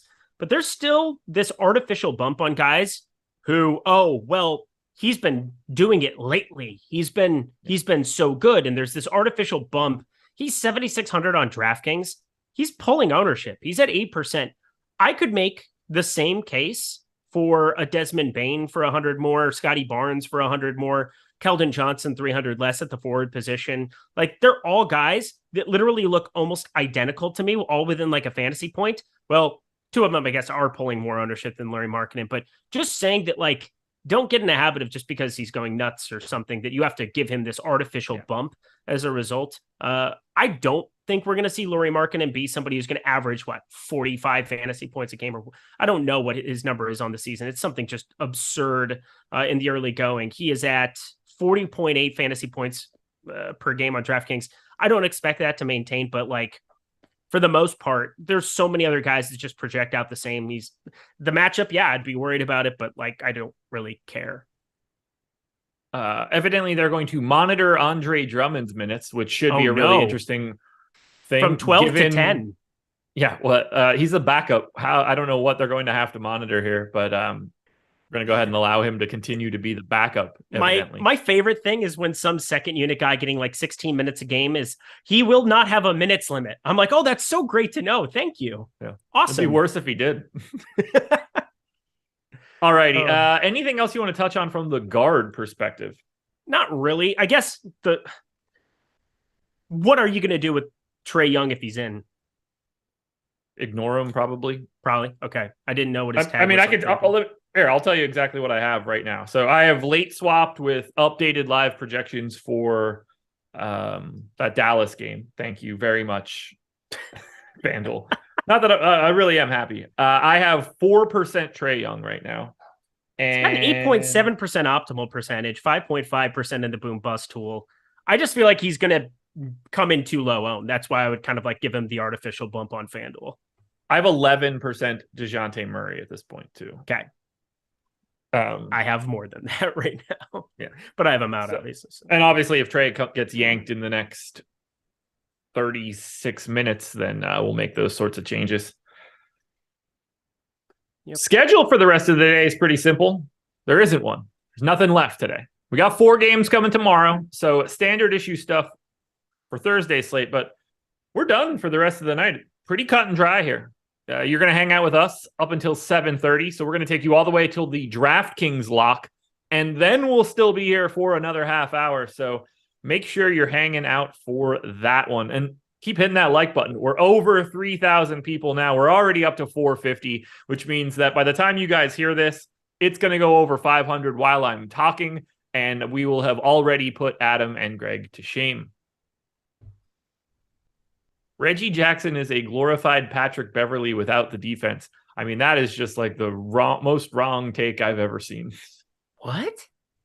Where do you people come from? What is that? I mean, they are like polar opposite style plays, which you sort of detailed. Anyway, Spooky Lopez, not Spooky Lopez, Spooky Loops. Apologies for assuming your ethnicity. Thoughts on Clint Capella tonight? He plays today for sure. Yeah, he's a basketball player that exists in the world who had one good game, and I think people are like, oh, well, he's going to do that again. Congo, unless if he's just going to continue to exist and you're going to continue to have John Collins play quite a bit in there too. I mean, it's just, you know what you're getting. You're getting mid to high 20s minutes. And how many times is he going to get this extra 35-minute run? I don't think very often, if ever. So whatever. He's just, it's such a hard thing to be able to predict. There's a reason he's at 1.6%. If you want to just take a crazy flyer and hope he, for whatever reason, sees 10 extra minutes of run. I don't know all the circumstances again that went for that. Obviously, I noticed it because it won slates, but I don't really see any reason that you would talk about him today. No, I agree. He's just a guy that exists on this slate. He came out of my sim at 3% earlier this morning. There's no real change. It's just not. Like on DraftKings, he's 5,600. I think that's actually a little bit different of a play. So there's just so much center value out there that I wouldn't want to lock it down. Like I liked him a little bit more on DK than I did on FanDuel because of the price, but I don't necessarily care all that much. Yeah, but exactly. But now you have Portis and Eubanks. It used to just be one of the two, and now trying to figure out if Capella plays 35 minutes. Yeah, do I want infinity amount of him? Yes, but that's happened one time out of 10 games they've played this year. So like, if you want to try to hit on that, he is low owned. So have fun, but more than likely you're just burning that lineup at the altar of the DFS gods. All right, let's talk a little bit about forwards now. And there's one of them that's getting a lot of ownership. Bobby Portis, 5,900 on FanDuel, 6,800 on DraftKings, pulling all of the ownership, 72% on FanDuel. He is 53% owned on DraftKings. I mean, pretty clearly the top play today. I don't think that you're going to be in any position to say that he's like from a cash perspective, like he's the first guy you're putting in cash games. He just looks great. No Giannis, no Drew, obviously no Middleton. He's an offensive guy to begin with. Looks exceptional. What are you doing with Portis? I'm playing him. Like, yeah. You're not supposed to have a hot take on a guy who is 6,800 and projects for 47 fantasy points. Like that's just absurd. He has a 70.49% boom percentage in the boom bust tool right now, 48% optimal appearance rate. Sure, I get it. There might be quote unquote negative leverage going his direction, but what it does is it gives you so many opportunities to put in other stuff, because it's not like you're just always like, sometimes in NBA, yeah, you got to hit close to the optimal for a lot of things, or, you know, on certain slates where the chalk is this automatic, yeah, you're probably going to have to be very, very keen towards it. But I mean, he's going to more than likely be a part of it half the time. So like, even his results where he doesn't quite get there for you are smash, like, for lack of a better term, 6x, 7x type results. So give me all of it and I will figure out the rest. Can't disagree. I am lighter than that 70% mark that's coming in on FanDuel. That makes sense, but natural occurrence for me. That said, clearly an incredible point per dollar play. 6,800, 53% on DraftKings. I do expect, if you're playing 3-max or single entry, I do expect them to be 75%, 80%. So keep that in mind. Like the 54%, I think is pretty close to efficient for what you're looking at in like the $15. But for a lot of people playing like that single entry leaderboard, the $5, the $40, the $100 that's available on DraftKings today, expect Bobby Portis to show up in like 3/4 of those lineups. Kyle with the super chat that said, someone tell Dinwiddie to stop. I don't care how, like, as long as he doesn't go, you know, like 20 points over his boom score crazy, he's unowned today. So I just like, if he's just good to great, we could avoid that one. Shout out Adam. Honestly, on that at this one. point, he kind of called that one from the clouds. I didn't hear much on the last show because my dog was going nuts, but I'm pretty sure he said that Dinwiddie was like a guy that he thought would benefit a lot. So shout out him on that. He said it on the strategy show this morning too, so I could vouch for that. Tyler Sappington also said with the super chat, is 4 value plays for DFS too much in a GPP on DK? There's no right answer to that. So no. Nope. It depends what you mean by value plays too, but I assume you mean like low dollar plays. But no, there's no like right answer. I've never known how many I've had in any lineup I've ever made in my life. So nope. Eric with the super chat, who all would you consider a priority from the Bucks in single entry besides Portis? Nobody. Like Javon Carter's a good play. Yeah. There's a lot of really good plays on the slate now. Grayson Allen is, I think, a good play at 14%. Not a priority. Brook Lopez, a good play. So many good centers. Like there's the only priority play is Bobby Portis on the Bucks right now, which is kind of surprising because I think we all would have said Bobby Portis was probably a priority with just Drew. But now with Giannis out, you would be like, oh, I want to get to all these guys. It's going to be kind of an all hands on deck. The minutes are really, really spread out from what I'm looking at in terms of what we're projecting. I think Javon Carter, again, he goes in the good play category, but if he went out there and failed as a 0.67 fantasy point per minute guy, sub 0.8, even absent Drew and Giannis, I don't think it would surprise anybody.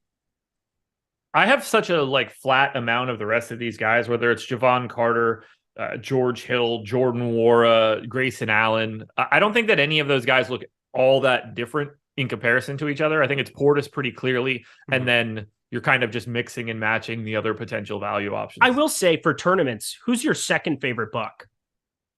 The guy that I have the most of is Javon Carter, but clearly the public's there. So George Hill and Jordan Nwora are both unowned for me on FanDuel, and those are guys that I'm getting to in like the 15% range just because someone's got to get it.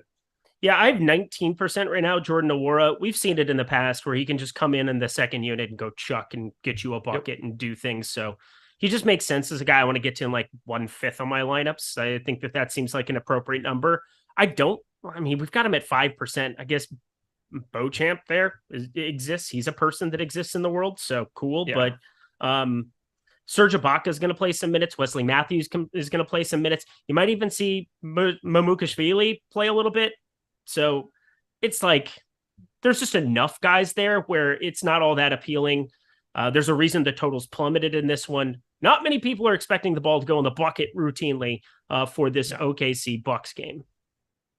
How many other forwards do you have your eye on aggressively? Because Portis is obviously on a different level. We're not going to talk about Drew Eubanks yet since he's just center eligible on DraftKings. But where else are you going at forward? Because to me, it's sort of wide open.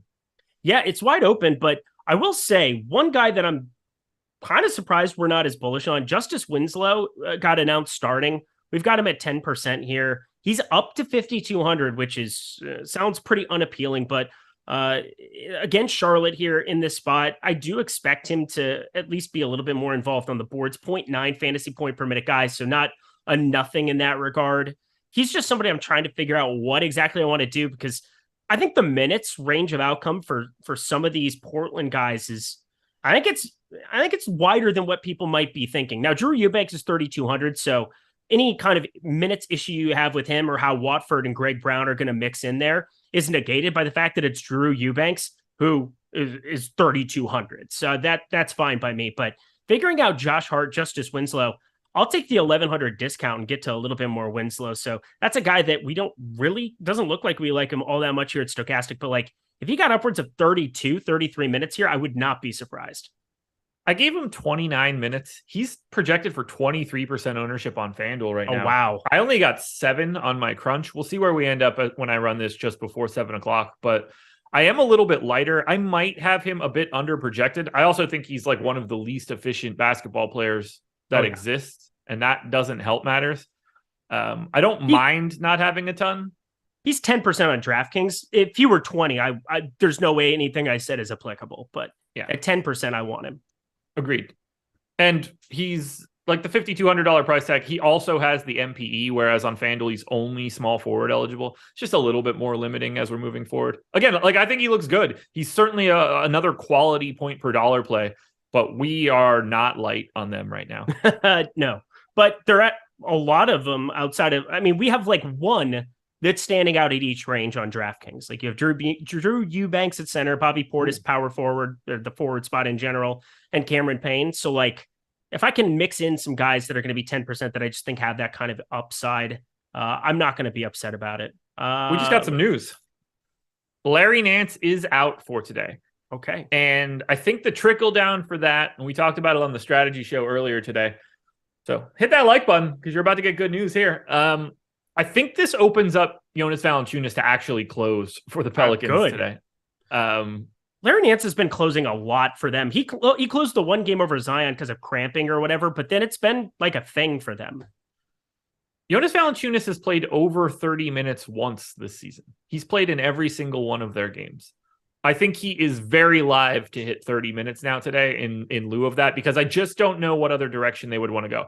I think based on the Bulls that they could go to like it sort of depends on what the score is. Like they could go to a Zion at the 5 lineup here with Ingram, McCollum, Zion, Herb Jones, and insert whoever you want here. Trey Murphy, Jose Alvarado, probably Murphy, Najee Marshall, even to a degree. I think they can go to that just because like it's not as if Vooch is going to go through Zion, and they don't exactly have like another big 4. Like it's not Patrick Williams either.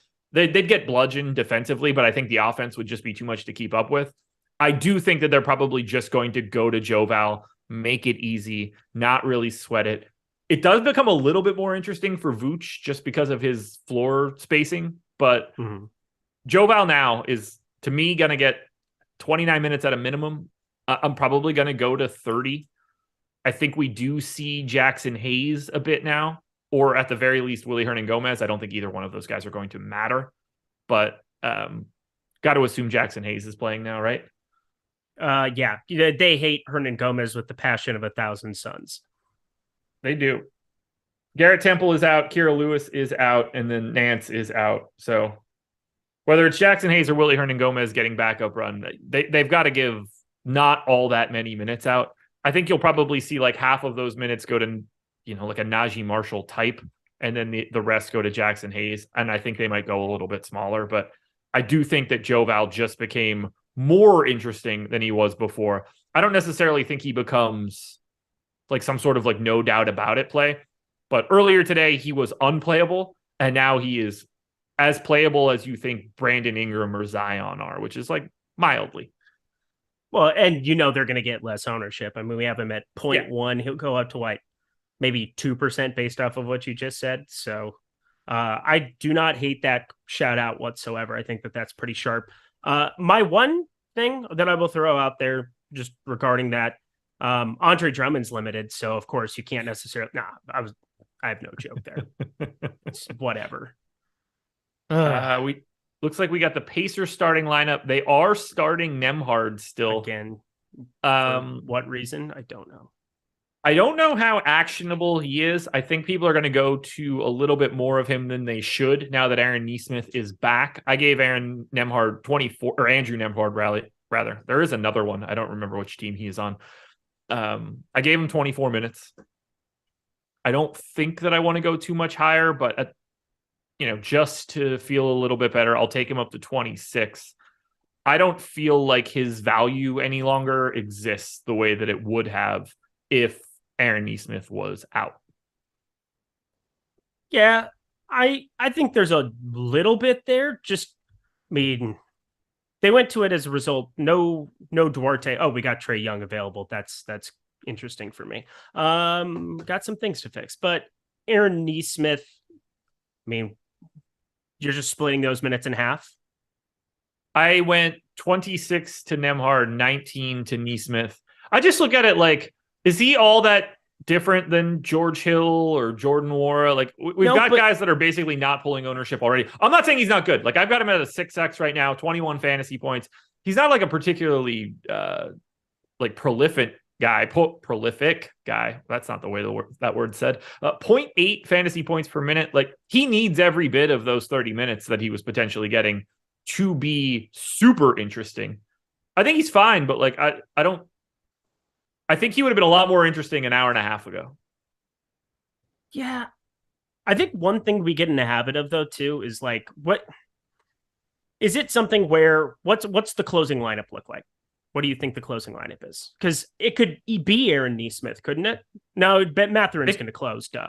It could. I mean, Heald, Halliburton, Turner for sure. You would assume Jalen Smith 4, and then hot hand. Whether that's are they behind or are they ahead? Right. If they're ahead, then it's probably Nembhard. If they're behind, then it's probably Mathurin. I'll get to a little bit here. I mean, the Nesmith thing is unnecessary. No need whatsoever. He's not starting. Don't do it. But Nembhard, I'll get to a little bit. It looks like just there. You put him in for 26 minutes, he'll be okay there, and at least he's 3,500. It's not like he's some 4,500 or 5K piece that doesn't really fit. That you don't really need on this kind of a slate. I think he's good enough. I got to 2%. So there you go. I didn't realize George Hill was 11% owned on DraftKings. Like, I like Nembhard better than George Hill just based on that ownership. Yeah, George Hill was pulling quite a bit. I said, like, nobody else is a priority at the current ownerships. Like, Javon Carter would be my second favorite. Nothing else pending, but he's pulling nearly a quarter ownership right now, 25%. Yeah. George Hill's down to 9.3 for what it's worth in the last run. So it's come down a little bit. Just keep updating it, people. We got 20 minutes and things are going to change. I think Nembhard looks very similar to the George Hills, a step behind Javon Carter, but like a decent ownership pivot if you want to do it. That's the sort of range he's in. Yeah, and not enough people are going to react to it. They see the name, they're like, it doesn't really matter the way that other players might. All right. I think this was a forwards conversation. Do you have any of those? Hey, we react to news. That's what we're supposed to do. We're supposed to talk about the most pressing thing at the moment, and that's what we did. Absolutely. Let's see. What do I have for forwards? My most exposed forwards on FanDuel right now, obviously Bobby Portis. Drew Eubanks has that forward eligibility. He will be second. Brandon Ingram is third for me. Jaylen Brown is fourth. Both of those guys, I'm about 2x the field. And then the fifth guy is a guy that's not pulling all that much ownership. He's also a guy that I don't get to all that regularly. He is 6,400 tonight in a very nice matchup against the Sacramento Kings. I am getting to 15%-ish of Evan Mobley. Wow. I like it. For FanDuel, I like that a lot. Yeah. And he is unowned. 1.8%. No one is really looking at him. He's been down a bit from a per minute perspective, 0.95 fantasy points per minute so far on FanDuel. was more of like a fantasy point per minute guy last season. If you see that climb slightly, but just the power forward center eligibility and the fact that he faces the Kings, that makes me feel pretty good. Somebody just threw in a super chat regarding one of my favorite forwards. He's been one of my favorite forwards. If he had played the last slate, he ended up being out. But Jared Vanderbilt, he wanted to know thoughts on Vanderbilt on FanDuel. For DraftKings, I think he's a little bit better, which sounds weird, but like the double-double bonus if he plays 30 minutes is almost like a lock. We just never get that because he hacks everybody like it's a horror movie. So that's a problem. There we go. I don't believe I have any Vanderbilt. 5,200 power forward center on DK. He's just a smash sub 10%. I got one share of him on my last run. We'll see if that changes, but I don't think that I'm going to have a ton. Our boy Jorge hit us with the super chat. Favorite power forward and center below 7K on DraftKings. And who would you prioritize on DraftKings? Barnes, Van Vliet, Anunoby, or Halliburton, Heald, Turner? So I guess like a Raptors versus Indy question, but favorite power forwards and centers below 7K. Let's start there. Favorite power forward center, probably the easiest question of all time because it's Bobby Portis. Going further down the list, like if you need to have somebody for tournament purposes, I think Devin Vassell makes some sense. Buddy Hield too, somebody that I'm getting to a little bit more of. You get basically a nothing. Whoever between him and Neesmith, there was always going to be a nothing there. You know what you're getting with Buddy Hield. I traditionally do not play this guy a whole hell of a lot, but I'm getting north of 15% of him at, what is he, 13.7% ownership. So that's a guy that, you know, even though I'm pretty spread out at forward outside of Bobby Portis, that's somebody that's starting to show up more and more. And who would you prioritize on DK? Barnes, Fred, Anunoby, Halliburton, Heald, and Turner. So it's the 3v3 there. Yeah. I like the Halliburton, Heald, Turner side of it. 3 Pacers. Interesting. I don't know. I don't think about run backs. I don't think about things like that. If I were hand building it, I probably wouldn't land on 3, but I'm sure there's a path where if you're building out a bunch of lineups, I would land on perhaps a combination, considering I do like all 3 for tournaments today. I'll go no. I mean, it's weird because you literally have 3 from each team there. Assuming that it's not Harrison Barnes and you're talking Scotty Barnes. I'll go with the Halliburton, Heald, Turner side. I actually lean towards the Toronto side there. I, for some reason, don't ever get to Halliburton. I don't really know why. I like him. I think he's really good. For some reason, he just never shows up in my stuff. I prefer the Toronto side there. But those 3 guys, like Turner's so wildly underpriced on DraftKings that he looks really good. But No Siakam is also very interesting.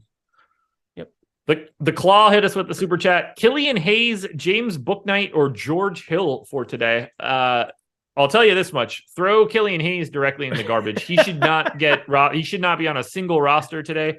I don't really think Bouknight should either, given Terry Rozier is back. I just don't see how Bouknight gets enough minutes. The answer to me is George Hill, and that's not like a ringing endorsement, but it's unquestionably not Killian Hayes. It's an answer by deductive reasoning. Like that's what we have done. And there you are. Yeah. Like I guess there's a path on Bouknight, but you're going to need DSJ to something to happen to him. Like George Hill's the most likely guy to play 30 minutes out of any of those guys. So I got to go that way, but do not play Killian Hayes. That is the wrong answer. Yeah, that'd be a no from me, dog. Let's see. What else do we have here? Anything don't else? want to play this much through Eubanks. It's 6:46. When did that happen? It just flies here on Old Live before lock. Okay, welcome. I got to talk No House Advantage then quickly, or else they're going to be really pissed at me. No House Advantage is the sponsor of this show. If you click the link in the description of this video, head on over to No House Advantage, make a deposit. You will get up to $50 on that first deposit. You don't need an optimizer for this for 2 separate reasons. 1, you're picking player props. You're taking over-unders, ranking them on a confidence interval. But 2, we give you No House Advantage projections for free. So all of our percentages of how frequently somebody goes over or under, we give you that at Stokastic.com. And we give you already optimized lineups free of charge. It's at Stokastic. Go to our optimal lineups page. They're already ready for you. They've got the NBA 20K slam dunk going tonight. Guys, get there, fast. You have 14 minutes to do this. 10K to first. There are 1,600 entries in this contest. 815 filled. This is 51% filled right now. This is massive overlay. It is the best contest that you'll get into anywhere in the industry today. Your odds of making money are so dramatically higher in this contest than in any other thing that you enter. Don't overthink it. Use our stuff. It's all free. Head to No House Advantage and sign up. Boom. Well done. I know. 13 minutes to go. Do you want to talk centers? Kind of. Last shout out, as I'm just kind of like going through my stuff here. I think you probably want to go back to the Brandon Clark well at power forward center on DraftKings at 4,500. If you're going to get no Steven Adams, I don't know what's going to happen here with that news. We've got another hour plus until that situation arises, but very different to last slate. I think they were at like a 7:30 p.m. Eastern time window. And also with all the other value showing up, I think people just kind of are going to forget about Brandon Clark. He didn't exactly go nuts. He played 31 minutes in that game against Boston. That is such a drastic bump up. They just don't want to bring anybody out there to play center. You need to have a guy who's a 1 point fantasy point per minute guy in Brandon Clark on your radar in a very meaningful way. He's currently sub 5%. That is my one like late swap. I want to get to all of it I can if that news breaks that way. Yeah, he's going to look fantastic if Steven Adams ends up out. I have Adams in right now just because he's Steven Adams, and I assume that dude just plays. Yeah. He's just a crazy person. So I don't like doubting Steven Adams. Jason Momoa. He's just a god. Yeah, there's no situation where I'm going to be doubting the virtues of Steven Adams. That's just not how my life works. He's that dude, interview is just amazing. Just calling people tiny. Just, well, of course. Who's going to tell him different? Yeah, nobody. I wouldn't. He's one of the top few dudes where you were just like, that is not the guy you want to run into in an alley. No, you want, unless you're friends, then yeah. It'd be fun to see him, but like, no one's being like, you're a pussy. He's just laughing in their face, right? Everybody would. It's basically the opposite of meeting Adam. Yeah, that's a pretty good comp. I mean, it's not even just like, oh, Steven Adams is tough, or like even Steven Adams is big. I mean, we are talking about big on a very different level. Like, how tall is Jason Momoa? 6'6"? I don't know. He did that commercial with LeBron. LeBron made him look pretty small. Yes. Okay. So maybe even smaller. Like, let's remember, Steven Adams is what? 6'10", 6'11", 7 feet legit. Like, monster. That is a massive. Dude, I've seen a lot of games like Clippers, we have pretty good access to tickets over there. There are a couple times. Steven Adams is like the biggest dude you've ever seen in your life in person. Like, just on a different level than other humans. Scary dude. Even Ayton looked smaller than I would say. Jordan Klein, would you agree? DeAndre Ayton looks smaller than what you would expect him to. Steven Adams don't feel that way. Thanks for interacting. Oh yeah, definitely smaller than Zubac. How you feeling about your lineups right now? I feel okay. Let's talk center. We can do that and round it out for the people. 10 minutes to go. Drew Eubanks seems important. Drew Eubanks does seem important. Quite the value. Also has the power forward eligibility on FanDuel. My question to you is this. Do you prefer Drew Eubanks or Miles Turner today? I have way more Miles Turner, so I'm glad you said that. 35% Miles Turner right now. 24.8% on DK. I want more than that. The guy has Tyrese Halliburton distributing for him. You're starting to see some of these ceilings. Do I expect 11 for 18, 4 for 7 from 3, 11 for 11 from the line? No, but I do expect him to also just continue to add blocks and stocks and things of that nature. 57 is just kind of an egregious tag if we're going to see that volume go up. Nikola Jokic, sure, you can talk about matchup or whatever, but I don't care. Miles Turner can stretch the floor. He can step out and knock down threes. It's a beautiful thing at 5,700. Lots of outs there. I think Drew Eubanks also, just from at the same time that he's 3,200, there are ways that he gets in trouble here. Like, we only have him for how many minutes did we end up? 26 and a half. Okay, he's still pretty good at that number. I had him around 25 minutes, and I was starting to get a little bit shaky, but he's a really, really good play. I'm not gonna argue about anything there. But Portis, Eubanks, Turner, they're the 3 highest owned, but they should be the 3 highest owned at that spot on DK. Let's see. We've got 8.5 minutes to go before we lock. So for DraftKings, make sure you're getting your lineups in for the first time. For FanDuel, make sure you are live updating most of this stuff. I feel like I need to cut so many of these dudes out of my player pool so they stop showing up. Who? Oh, like I'm doing my late swaps and everything right now. I'll talk through it. That's probably interesting to people. Yeah, it is. So I'm doing my late swaps and everything, but my player pool is spreading a bit more than I want it to based on where I was before. So it's just one of the functions of what we have. So I am cutting out basically like all of the bottom projected guys. I'm getting to a bunch of dudes that are like in one lineup or even maybe like two lineups that don't project all that well. And I'm just removing them from the ability to even show up now. Like I would never do this normally because I wouldn't have to.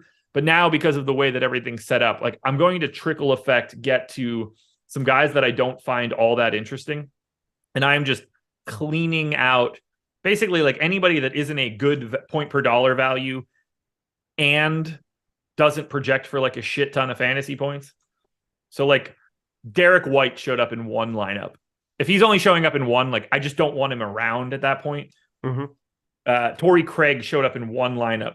Kenyon Martin showed up in one lineup. Sohan, Caruso. Like I just don't need that sort of setup to funnel out the rest of my lineups. There's just enough dudes on this slate where I'd rather like get a little bit more of everybody else than get 25 lineups of 25 guys that are in one lineup at a time.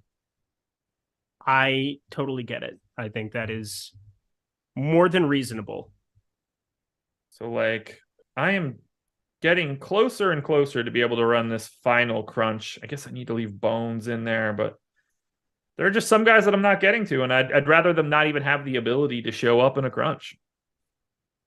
It's kind of what I'm doing a little bit at center, just because I think there's so many good center plays, but like I'm being a little bit more selective. Like I don't want to play, like I just ended up talking about him earlier, but like 1% Capella, 1% Pirtle, 1% Mobley, like all these guys are just spreading out down there. I'm just kind of going towards Şengün and Zubats and trying to like absorb most of my 190 lineups, like going their direction.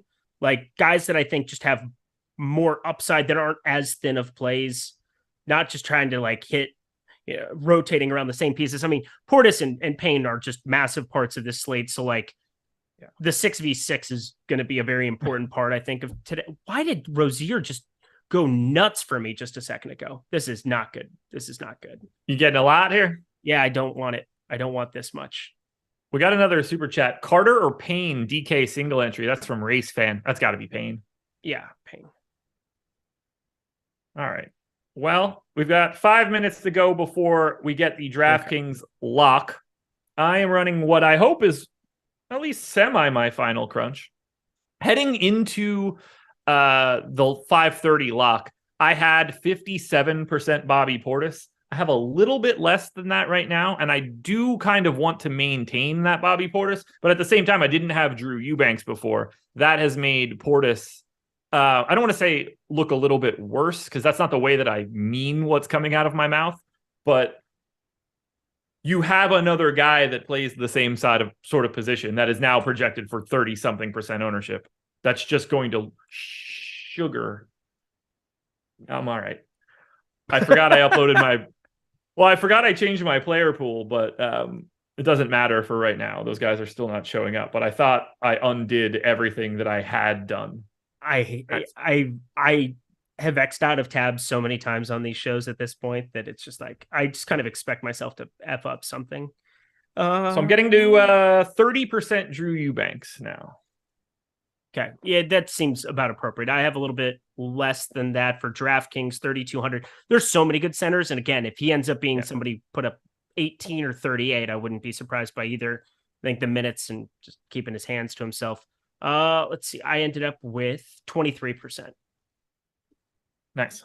All right. I got my lineups in. This is not like whatever day it was last week where I did not upload my lineups. That was not fun. You didn't actually get them in? You never said that. Oh, no, not on. I don't think it was this show. I think it might have been Thursday. Fun. Yeah, I played a dummy.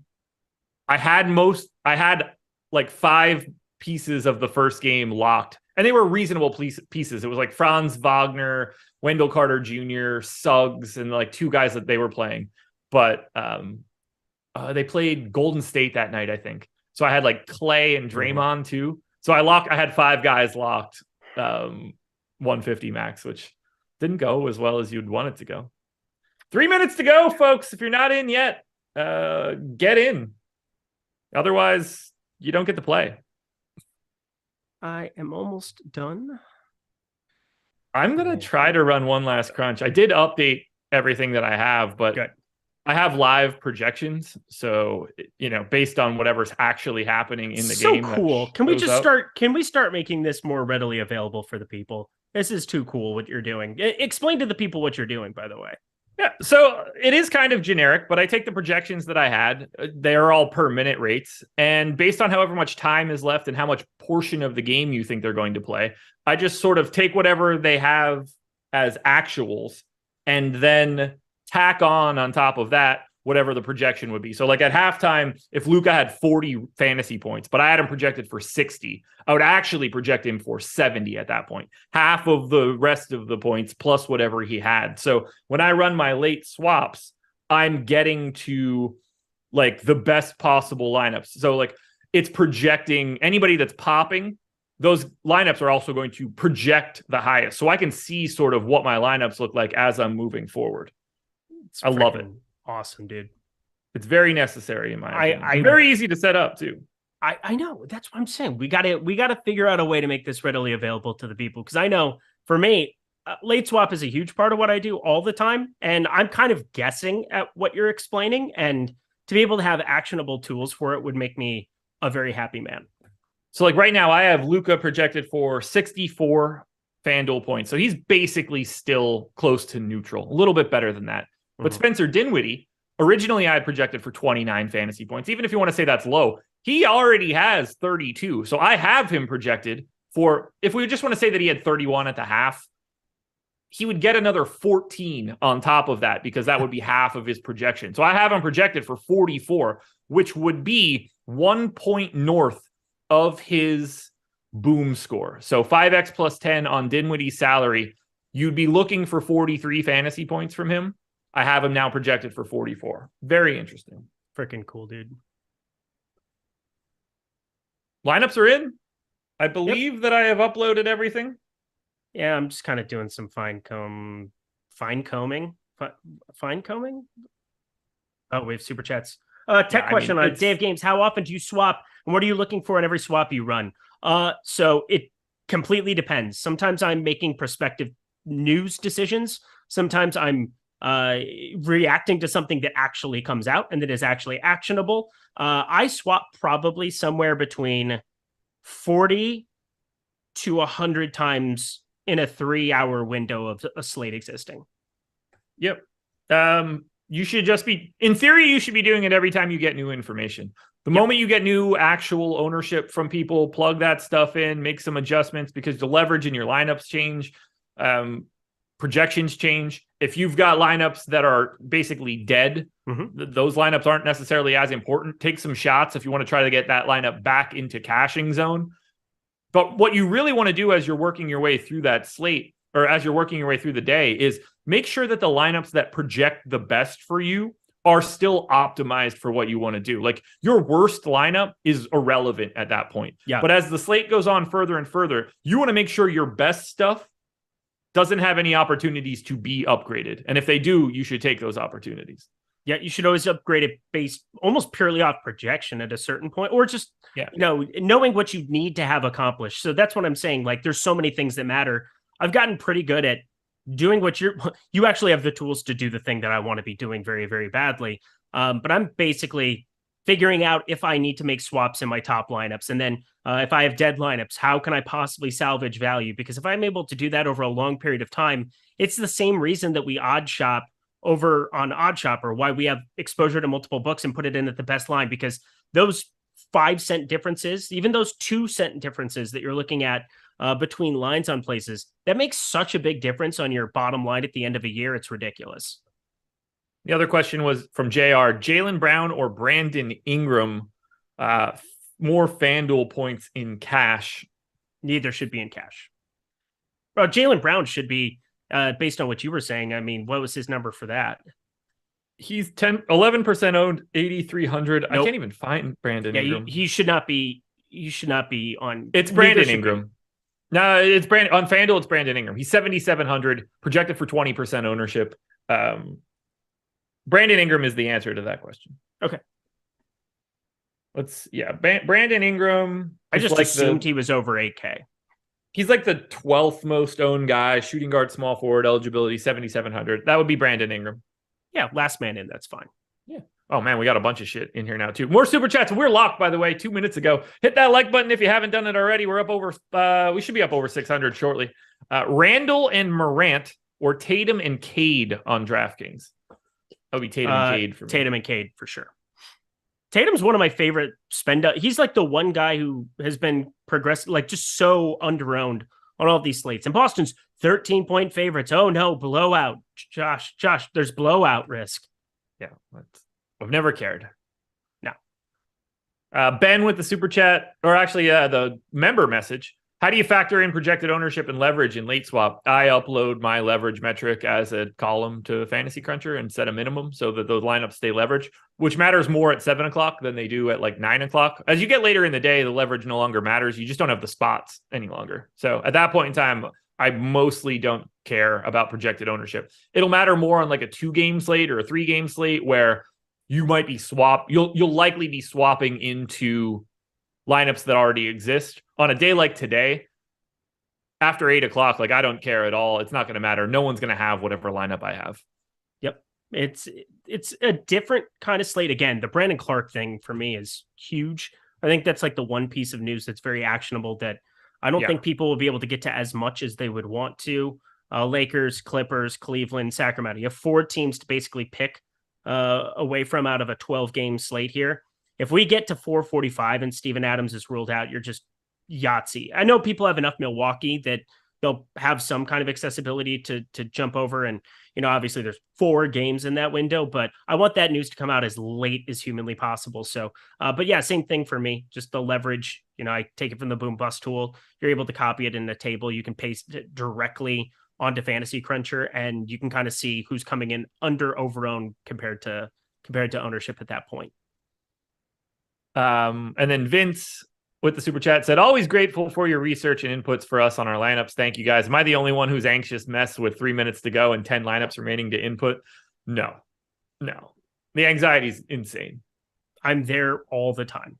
I'm always on high alert on these shows. You've never seen me once where it's like, I wonder if Eric's okay. Or like for me, this show has become so exponentially more fun as I've gotten along because I've gotten more comfortable being able to do it on the fly. You've done it for years and years and years, and you've been very, very effective at it. I feel like I'm just getting to the point where I'm able to like let my guard down a little bit. You just got to get comfortable with the thing you know how to, like, you have to know how to do all the things that you need to do. And once you have that down, well, like you have to be ready for the copy until you score. You have to be ready for the copy paste. You have to be ready for like the Fantasy Cruncher changes and the exports. Like once you start doing it a lot, you just get used to it. But yeah, you don't score until you score. Eric is always redlining the rev meter. Hell yeah, bro. Let's go. You wouldn't want me uninvolved on this show, I don't think. No, not at all. We got another super chat from Bennett. Cade and Barnes or Brown and Garland? God, I like the Cade. Cade just locked, so didn't he? Or no, he's got half an hour until he goes. Yeah.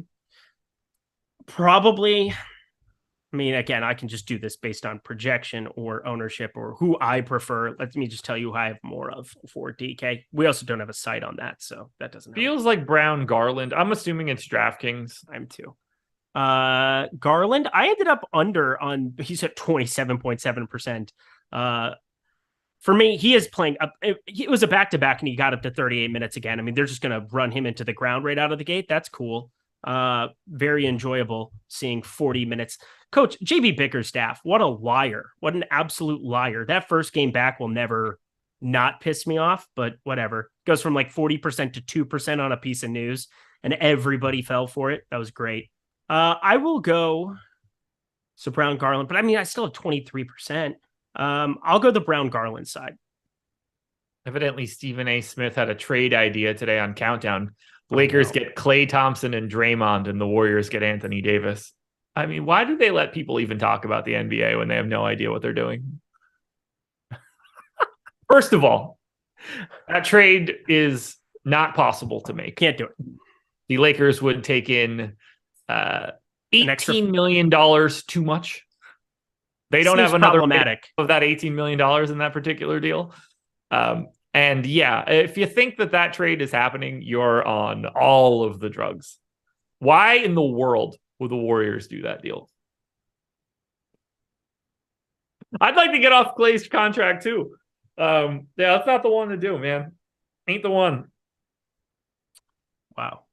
Pretty wild. A, man. You probably got that idea from Brandon Katz. You're acting like he's left at 7 p.m. Like there's no way he comes in for all of his hot takes and he's like, oh yeah, I'm done for the day. Just put in a full day's work being a Looney Tune. Oh man, that is just totally asinine. Jazz starting lineup is normal. Mm-hmm. Hawks starting lineup is normal. Celtics starting lineup is normal. Nets starting lineup is normal. Pistons is normal. Not a lot to really dig into there. Luka has 48 fantasy points. He has 5 stocks. Oh my God. There's nothing worse than he's got 22, 5, and 3. He's having a good game with 3 minutes left in the third, but that's 15 extra fantasy points to Luka today on a day where he showed up twice as owned as we expected. That's just an irritant to me. Baby, I'm Jalen Suggs. I don't know. That's good stuff. I wanted to get to more Suggs. He's having a decent day too. Dinwiddie's popping off, but he's basically unowned on FanDuel. So as long as he doesn't go truly insane, I don't think it's going to matter all that much. Dinwiddie is 2.5% owned. That's actually more than I was expecting. Dame, 6% owned on FanDuel today. Steven Adams available to play. Son of a biscuit. There we go. Go ahead and get your swaps in. Sitting here waiting for it. How much Dame did I end up with? Because now I feel like I don't have him and it's going to piss me off. I have 18%. All right. Still good. Still good. Okay. Not mad about it. I might get to Steven Adams. This might actually happen at 5,300. Olrat says, what happens when the green check mark isn't there for late swap? I don't even know what that means. It's a late... everybody with the green check mark thing. I can't with you people. Jordan Klein just sipping his tea like he's effing Kermit over there. Just absolutely just loves it. So I had a rant one day because somebody had a green check mark next to their name, but there was no announced starting lineup yet. And I have no idea how DraftKings found it, but also DraftKings and FanDuel have been wrong about who they've green check marked in the past. So I don't care about it. It's a thing that I legitimately go out of my way not to care about. And somebody was actually right about it. And it's not that I was wrong. I just simply wanted to wait on more actionable opportunities. But yeah, it wasn't really a rant, Josh. It was more of like a tantrum. Thanks. I mean, that I assumed that was the same thing. Thanks, Jordan. Thanks for glad you're in my corner. Appreciate you. Thanks, bro. I didn't even know there were green check marks. Exactly. Yeah, it's not a thing you should care about.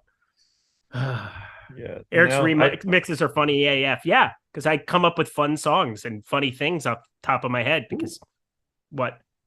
Drew Eubanks only ended up at 21% owned. No way. On FanDuel, I must add.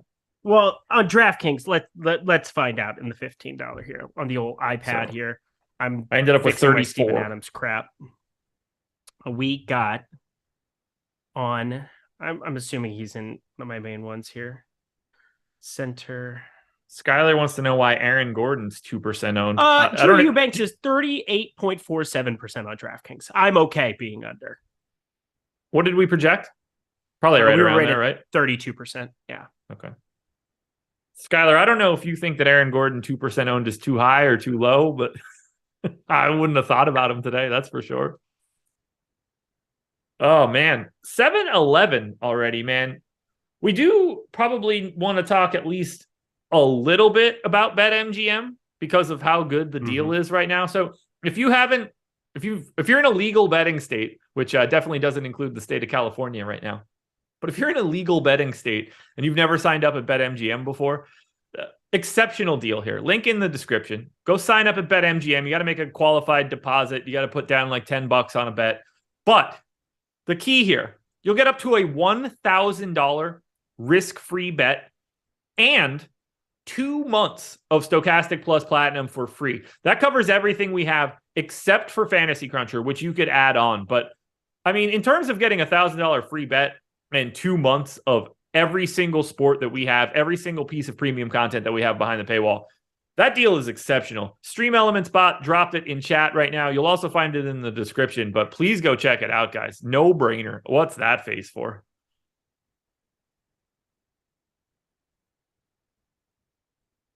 I'm refreshing Jericho everything. Sims starting for the Knicks. All right. Okay, so exactly what I expected. Oh, it is? Yeah, is that not what you expected? Oh, never mind. I had it flipped for some reason. He started last game, I know. Okay. Had a heart attack. Him and this Cam Reddish thing, I just hate it so much. The Cam Reddish thing, last game he played 37 and 29 minutes, didn't get there whatsoever in either of them. Is he just never going to be involved from a fantasy perspective ever again? I mean, should he be? He kind of stinks. Yeah. Which now that I said that, he's going to absolutely smash. I'm sure I don't have him, so I would imagine I don't have him at least. I'm so happy they're starting to play through Jalen Brunson. Like, I don't know. They should have been with the guy that they paid $1 bazillion to, but that's just me. Julius Randle.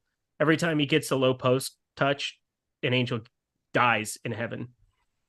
Redman says, I thought Locke was 530 Central and had Suggs and Dinwiddie in my dummy lineup. Boy, did that work out for you. Also, reminder, don't set your dummy lineup with guys in the first game, no matter what time you think it starts. Yeah, what is that? Hang on. Does not everybody, and I've realized people don't do this with their dummy crunches now, and it baffles me. You just go to the last 2 games of the night and you put every player in, right? Yep. Isn't that what everybody does? Yeah. In theory, you should probably try to take the optimal of that too, on the off chance that you can't get back to it. At least you have the best possible plays. But yes, just don't take anybody that plays early. Just check the other boxes. Wild to me. Wild, I tell you. Yeah. Y'all are wild. And Devin Booker, I'm getting a lot of now. I don't know why. I have a pretty healthy amount of Devin Booker. He is my 6th most exposed player right now. See, this is what late swap neutral. Does. It's like I remove Brandon Clark from my life, and all of a sudden I don't have as much SGA, and I have to play more Devin Booker. Welcome to math. It's great. I also have quite a bit of LeBron, which is mildly exciting to me. Well, think about it this way. He's literally coming off of just 3 days of rest. Like, he could absolutely smash. That was one thing I actually thought about, because I thought I was going to end up betting the Clippers today. I couldn't do it at a certain point because it's still LeBron James rested coming in, Anthony Davis. That spread's now dropped to 3. I'm thinking about it again, but yeah, from a DFS perspective, LeBron James, he's power forward center on DraftKings. What a time to be alive. Small forward, power forward on FanDuel. We had him projected for 11% ownership. I have 25 right now. So let's do it, King. There's also just no spend ups if you didn't get to as much Luka. Like, everybody just jammed Luka in the early spot, it sounds like. Yeah, which might actually bring LeBron slightly lower than that too, just given what the start time of that game. So it's not really getting me off to the good start of me needing LeBron to beat Luka, considering Luka has 51 fantasy points before the third quarter ends. Seems good. Yeah. Yeah. How much does he normally sit in the fourth quarter? Because this game is competitive. They're only up by 3. Depends. It's 71-67. There's times he closes third quarters, and then there's times that he comes in at the 6-minute mark of the fourth. And then there's other times he'll come in at the 10-minute mark sometimes and close out. He's one guy that you could go ahead. He plays the whole third quarter and has played the whole third quarter every single game so far this year. Yeah. We're looking at 3 to 6 minutes of sitting in the fourth. Luka has played the entire first quarter and entire fourth quarter of first and third of every game this year. Yeah. So when you see him smash after the first quarter, you need to remember that he hasn't taken a break yet. That's all. It's wild. This basketball team defies all concept of everything. They're second in adjusted offensive rating with the slowest pace in the NBA and have the third best adjusted net rating. I mean, it's just, I don't know, just wild how slow they play basketball. And it doesn't matter because Luka is just so massively efficient. They just Everybody's put saying up Drew is gobs of going fantasies. like Drew Eubanks is going crazy. Is that real? Eubanks easily going for 40. Wow. Let's find out. Drew Eubanks. Drew Eubanks 6 and has 3 seems good. Yeah, in the first 4 minutes, he's got 9.5 on FanDuel. Go for it, man. Drew, do it big, brother. Chumo Kiki, on the other hand, playing like absolute shit. I mean, this whole game is awful outside of Dinwiddie being ultra efficient and Luka having a big time raw point score. But there's a lot of 10K plus guys that can run him down given his salary. Like he's 11.8 on FanDuel. He needs every bit of 65 plus. Yeah. What else can we touch on right now? We've got 1,700 people in here. We've taken in $100 in super chats. We've got 605 likes. Games are on. What are we missing here? Just what should we touch on? I mean, it's a bummer. Like I had all the Portis, all the Payne, and I was like, I can't play all the Eubanks too at a spot where so much center value exists, right? And yeah, he just scored again. 8 and 3. Oh my God.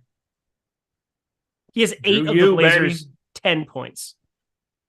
I cannot be mad about that, particularly because he came in with less ownership than we were expecting. So yeah, you're in a good place. I'm okay so excited to eat dinner too. So 12 more minutes. Tick, tick, tick. Me hungry. I just need to get to 8 o'clock because the late swap. Hungry? Yes, me hungry. Me hungry too, baby. Yeah. I just like once we get to 8, we've got 2 hours off. I can have some late night treats and just relax. The wife's out at book club, I believe. Oh, how fun. I heard people were here earlier, but I know book club is not at my house today. So I just get the night to myself to watch some basketball. Good situation. Yeah. I'm happy about it, man. Anytime I can watch more basketball, I'm happy about it. Not that I can every other night, but I'm also... I have an actual conversation that we could have that has nothing to do with DFS, but I'm cool with it if you are. Yeah, let's do it. It's sad, unfortunately. Do you want to talk Westworld? Oh no, I can't. I'm crushed. I'm crushed. So everybody loves season 1. Season 1's incredible. Season 2 took risks. I appreciate what was trying to be achieved. It was a little too meta. It was a little bit too like we want this other world for them and this afterlife and this. It was very abstract.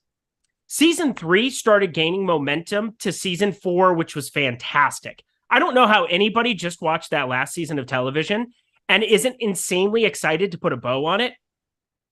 And now they just said, fuck the bow. And we don't get anything else. Like, what in the world are we doing, HBO? What are we doing? You invested how much money into it now?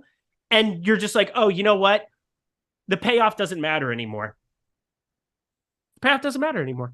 The thing that bums me out the most is that I don't think anybody can buy it at this point.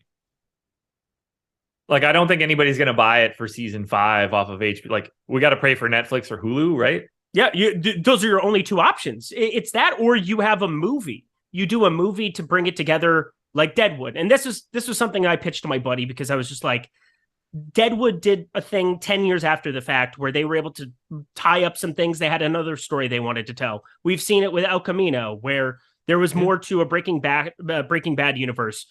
I think HBO, if they don't do a 2.5-hour movie to put a bow on at least part of the packaging here in the next 2 or 3 years, we should all just be in an uproar because you can't spend this amount of money on a TV show and then say, you know what, we were wrong and hit eject, especially anybody who has a brain who enjoys good storytelling. And also these characters have been developed for 4 years. Like, we're pretty aware of Dolores's existence among multiple people and multiple. Yeah. It's so great. And now nothing comes of it. You need a movie. Give me a movie or give me death. Breaking my heart, man. I didn't know you were. I didn't know you were so into it. Oh yeah, I have rewatched it on more than one occasion. We had a bit with one of our dogs regarding Westworld. Like, it is very much a part of us. Jordan Klein. You're such a bad person. You're so mean. Why do you got to do me like that? You're just watching me animate with my hands. I will say I'm probably pretty entertaining on mute. Probably sound better too. Julio G hit us with the super chat. Well, I want to make sure I hit on this. If I run my lineups through Swaptimizer and I'm playing 6 different contests, does it keep my exposures on a per contest basis if I keep all my contests checked to swap? I don't totally understand the question. I will try to answer it the best way I know how. So you have 2 ways of swapping your lineups in Fantasy Cruncher. It's unique lineups or total entries. When you do total entry, every single lineup becomes 1. So it doesn't matter if you're like in the 1 or the mini max or the $5 and then the $15. Every single lineup will be crunched for a different lineup. When you have unique lineups, okay, each unique lineup, if I have a cash game lineup and it has 50 entries in it, it will only crunch 1 iteration of it. If it has 3 lineups and like a 2-3 max and a single entry, it will just have it be 1 lineup. So it will keep those lineups intact if those lineups have existed and are identical in other entries. I think that's what he was asking. There we go. Man, anybody that's talking shit on Westworld, just don't come back. Yeah, please, we don't need you. I want Westworld to come back a lot more than all the people that don't like it. I can't remember a TV show that... So Lost was the first TV show that really hooked me, and I'm like, I love it so much. And I get... Maybe this is just it. I like things that have bad endings, apparently. Like I like the Lost ending. I rewatched it. I enjoyed it. So that's not the best take I've ever heard, but I like it more now than I did at the time. I was not happy about it then either. I didn't like the numbers reveal. I didn't like, basically we went just medieval. Well, not even medieval. We went beginning of the world evil on Lost. What a weird abstract way, but Westworld was so good. Yeah. And it's the best season 1 of anything ever. And it was a very high bar to set initially. But if you come into it with a fresh perspective that this is better than just about anything else on TV, there you go. Because that's what it is. It just is. So sorry, people. I just love how real it could be. Like, I'm all for put my brain in some other body and let me loose for eternity. Hook me into the sublime, man. I'm in. Infinite worlds, infinite lives. I want all of that. I assume it exists already. I mean, it's brought to you by drugs. It's true. Oh, man. So true. I mean, Westworld is like the ultimate weed show. That's just you go to a different world. Put yourself back online. Yeah. Sometimes I'm just like, I need to put myself back online here. I'm offline. Do you ever question the nature of your reality? Daily. Love it. Oh, man. All right. We've got, let's see, Homeland's ending sucked. I stopped watching Homeland after a while. Yeah. See, that one got just flat out #bad. Yeah. It was good until it was bad. And it got enjoyed it early, got away from it after a while. Flash Forward is a show I only got 1 season of. That was not great, but same sort of like supernatural realm. Couldn't get any more of it, unfortunately. Kind of bummed me out. I will say, if you're sad about Westworld, I'm not sure if you've seen this show. Altered Carbon on Netflix is very good. They've had 2 major seasons of it, but it started with the guy, I can't even remember what he's from, but then the next one, the new Captain America, is basically an entire last season of it. The black guy that's awesome, who plays Falcon in all of the... Okay. Altered Carbon, go watch it. You're not helping. Okay. Jordan Klein, I don't know anything about any of the Marvel, DC, any of that universe. I don't know anything about any of it. Okay. I've never seen any of them. Nothing's changed in terms Jordan of... said White Lotus season 2. I'm not going to lie here.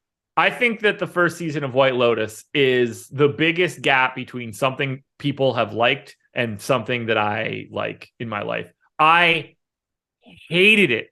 Bring Jordan Klein. Bring yourself back online, Jordan Klein. Let's go. I don't understand why anyone liked it other than staring at Sydney Sweeney and Alicia? Daddario. Yeah. Daddario, the other really hot chick.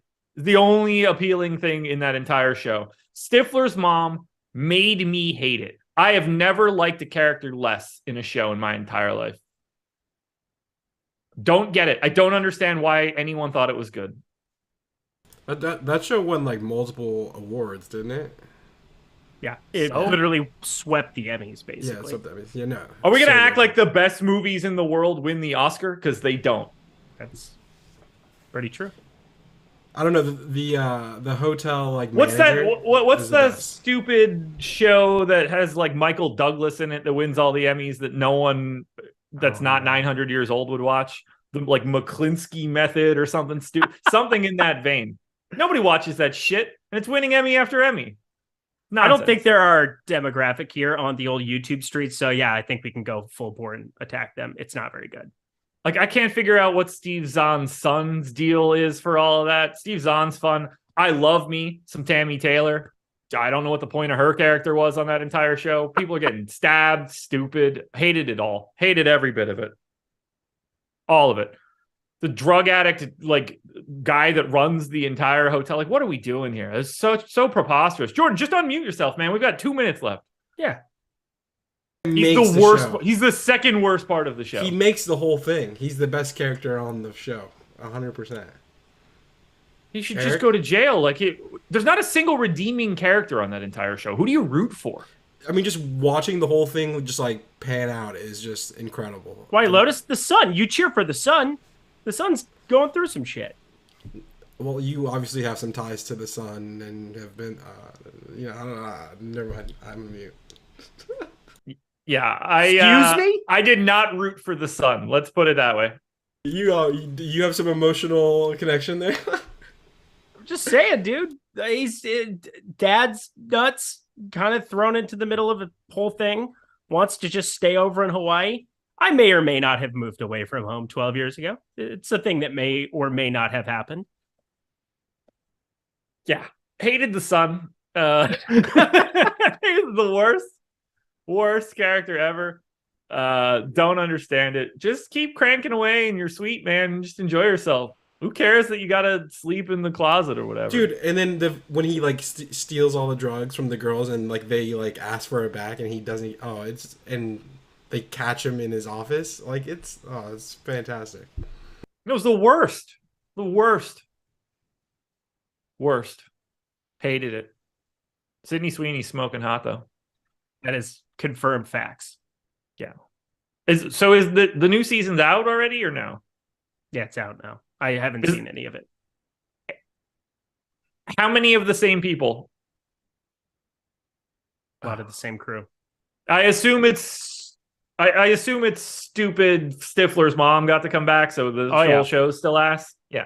Does she just slur her words the entire time and make no sense? That was a real blast. Oh my God. Daniel, man, with the super chat. Am I playing Torrey Craig tonight? You shouldn't. Nope. It's a thing you shouldn't do in your life. Yellowstone is fire. I agree. Although it's a little bit too much of Cowboy Sons of Anarchy for me. Also That's not fair. surprising based on who runs it. I like it. I like the characters on the show, but you can only have so many like shootouts in public where like no one gets in trouble before I start being like, all right, how many people are dead now? No repercussions. I mean, they had bombs go off and shit. No, awful. We had around 2,000 people hanging out talking a little DFS, intermittent between a little TV. I think that's a good way to spend your Wednesday afternoon, Wednesday evening, depending where you live at. Pretty good stuff. It is 7:30. We are going to get out of here. Thank you to No House Advantage. I hope you guys took advantage of the giant overlay that was out there. My recommendation to you guys, please don't go watch White Lotus. It is ass. For Eric, I am Josh. Westworld movie.